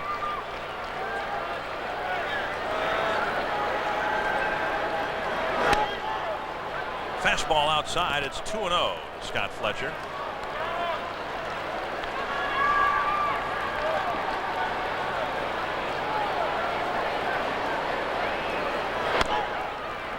If you were not with us for our pregame show, you did not see Wayne Terwilliger with a very pleasant surprise, a shock in fact to him. The Twins players took it upon themselves to chip in and buy Twig a boat motor and trailer. 2 hops to Leyes, gets rid of it quickly. Hrbek again goes down in the dirt. Makes a nice scoop, 2 away.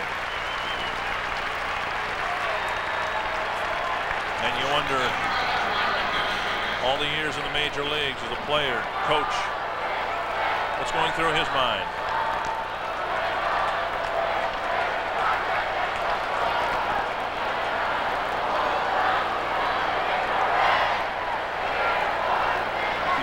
Background, somebody singing the old Twins theme song above the Twins dugout. That guy's been working the crowd quite a bit tonight.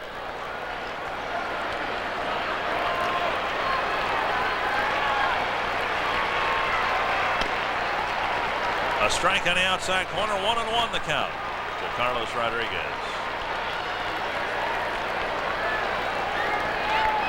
That'd be nice if Rodriguez lifted a little pop-up in Hrbek's direction and he could grab the third out here. 2-1. Or if there were a play at first base.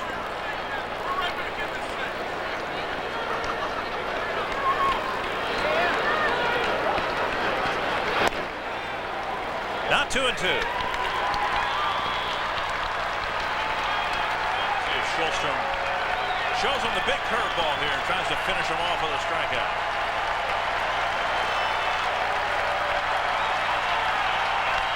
Fastball popped up in Hrbek's direction. How about that?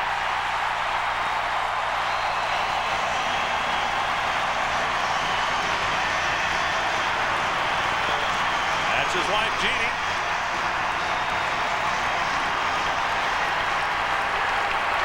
Yeah, he's going to keep that ball. I don't blame him.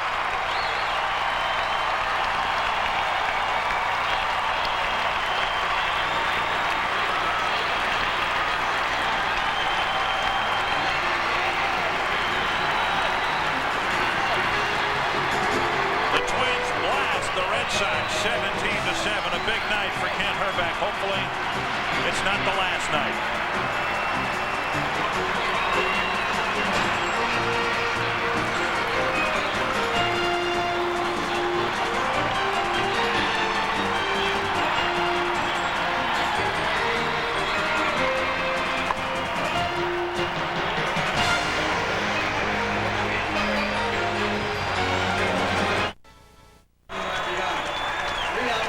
The Twins win at 17-7. A lot of names listed there, a lot of home runs. Kirby with 7 RBIs, but without a doubt, the reason that a lot of the fans here at the Metrodome have still decided to stay in this ballpark. A lot of them around the Twins dugout. Kent Hrbek is down in the field now with Tommy John. TJ? Hey, Dick, thank you. Hey, did you ever think that you would see, 4 at-bats with the bases loaded? That was a little different. It was kind of written up, I guess. I don't know if they tried to do it or what, but I drove in a couple runs, but it was a great game for Twins, and hopefully we can keep on playing. Are you planning on doing anything different if there is a strike? I'm not going to work out, I can tell you that much, because I never worked out in my whole career, so why should I start now?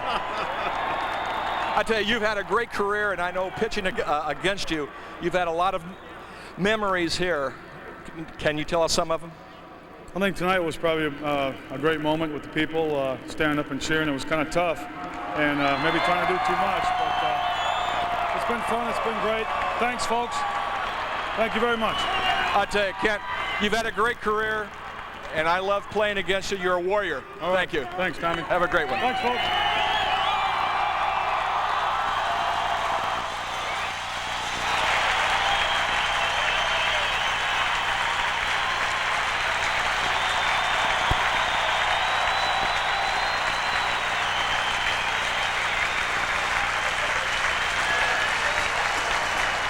Now, before the game, Kent said he didn't think this would be his last game, but we don't know. And Kent Hrbek, if this was his last game, certainly went out in fine fashion with a big night here tonight at the plate. 2 RBIs against a tough left-hander, Tony Fossas. That's why he's on the Red Sox pitching staff, because he can get left-hand hitters out. But Kent Hrbek delivered a 2-run single in the 7th inning, and we all thought it might be the last time we see Kent Hrbek. He came up later in the inning and drilled a drive to center field. But here's the base hit. A 2-run single in the 7th inning that helped the Twins to an 8-run inning. And this place was not as loud as it might have been during Game 7 of either one of the World Series, but for the 24,400 and some who came here, who all believe that Herbie was the best, a big, big moment for Kent and the Twins and the fans here tonight. We'll be back with more from the Dome in a moment.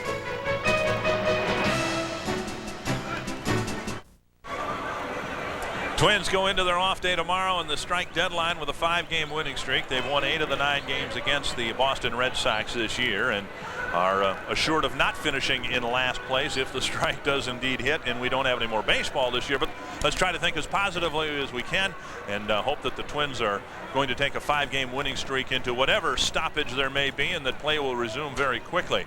A big night for Kent Hrbek, a big night for Kirby Puckett too. 7 runs batted in, including a grand slam home run for Puckett back in the 2nd inning when the Twins opened up a 5-2 lead. For Puckett, his 6th grand slam of his major league career. Then the Red Sox tried to be smart. They intentionally walked Kirby twice, walked him unintentionally again early in the 7th inning. But later in the 7th, Kirby hit another home run, a 3-run homer, 7 RBIs for Puckett, and he is our Jeep Eagle player of the game. Brought to you by your local Jeep and Eagle dealers. Twins have an off day tomorrow. They are hoping to open up a 4-game series in Chicago on Friday night. Friday, Saturday, Sunday, and Monday. Then 3 in Detroit. Then they come back home to take on the California Angels. If there is no strike, Channel 4 will have the game for you Friday night from Chicago at 7 o'clock. The Twins against the White Sox. And the Twins are scheduled to pitch Pat Mahomes against Alex Fernandez. Remember, the Twins swept the White Sox in June and got back into the race. Probably won't be able to get back into the race, but it should be a fun series if it's played. 7 o'clock Friday on Channel 4. Again, we're in a bit of an awkward position here because we don't know whether we'll be with you on Friday night or whether there'll be any more baseball. We certainly hope there is. We hope that we have more baseball to bring you here from the Metrodome and throughout the American League. And we've got some highlights that we'd like to show you with some thank yous to some people who've put together an awful lot of fun ball games for you in 1994 here at Dome Vision and Midwest Sports Channel. So as we say goodbye, not farewell, we hope, we'll show you some highlights from 1994 as the Minnesota Twins go into tomorrow's off day with a 5-game winning streak.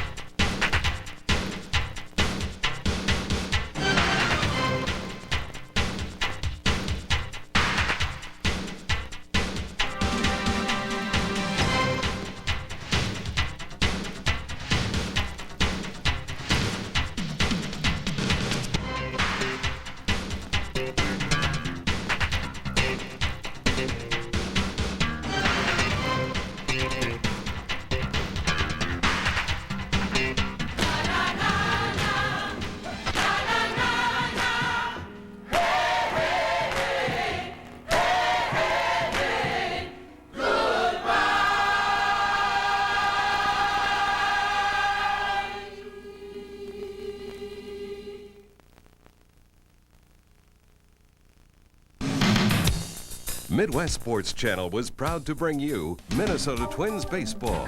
Sponsored in part by Sherwin-Williams Paint Stores, official sponsor of Major League Baseball, and official paint of Mall of America. By Toyota, I love what you do for me, Toyota. By Snapper, anything less just won't cut it. By Champion Auto and Crown Auto Service Centers. By the new Dodge and your neighborhood Dodge dealer. We're changing everything. And by Pabst Blue Ribbon Beer. This copyrighted broadcast is presented by authority of the Minnesota Twins and may not be rebroadcast in any form without the express written consent of the Minnesota Twins.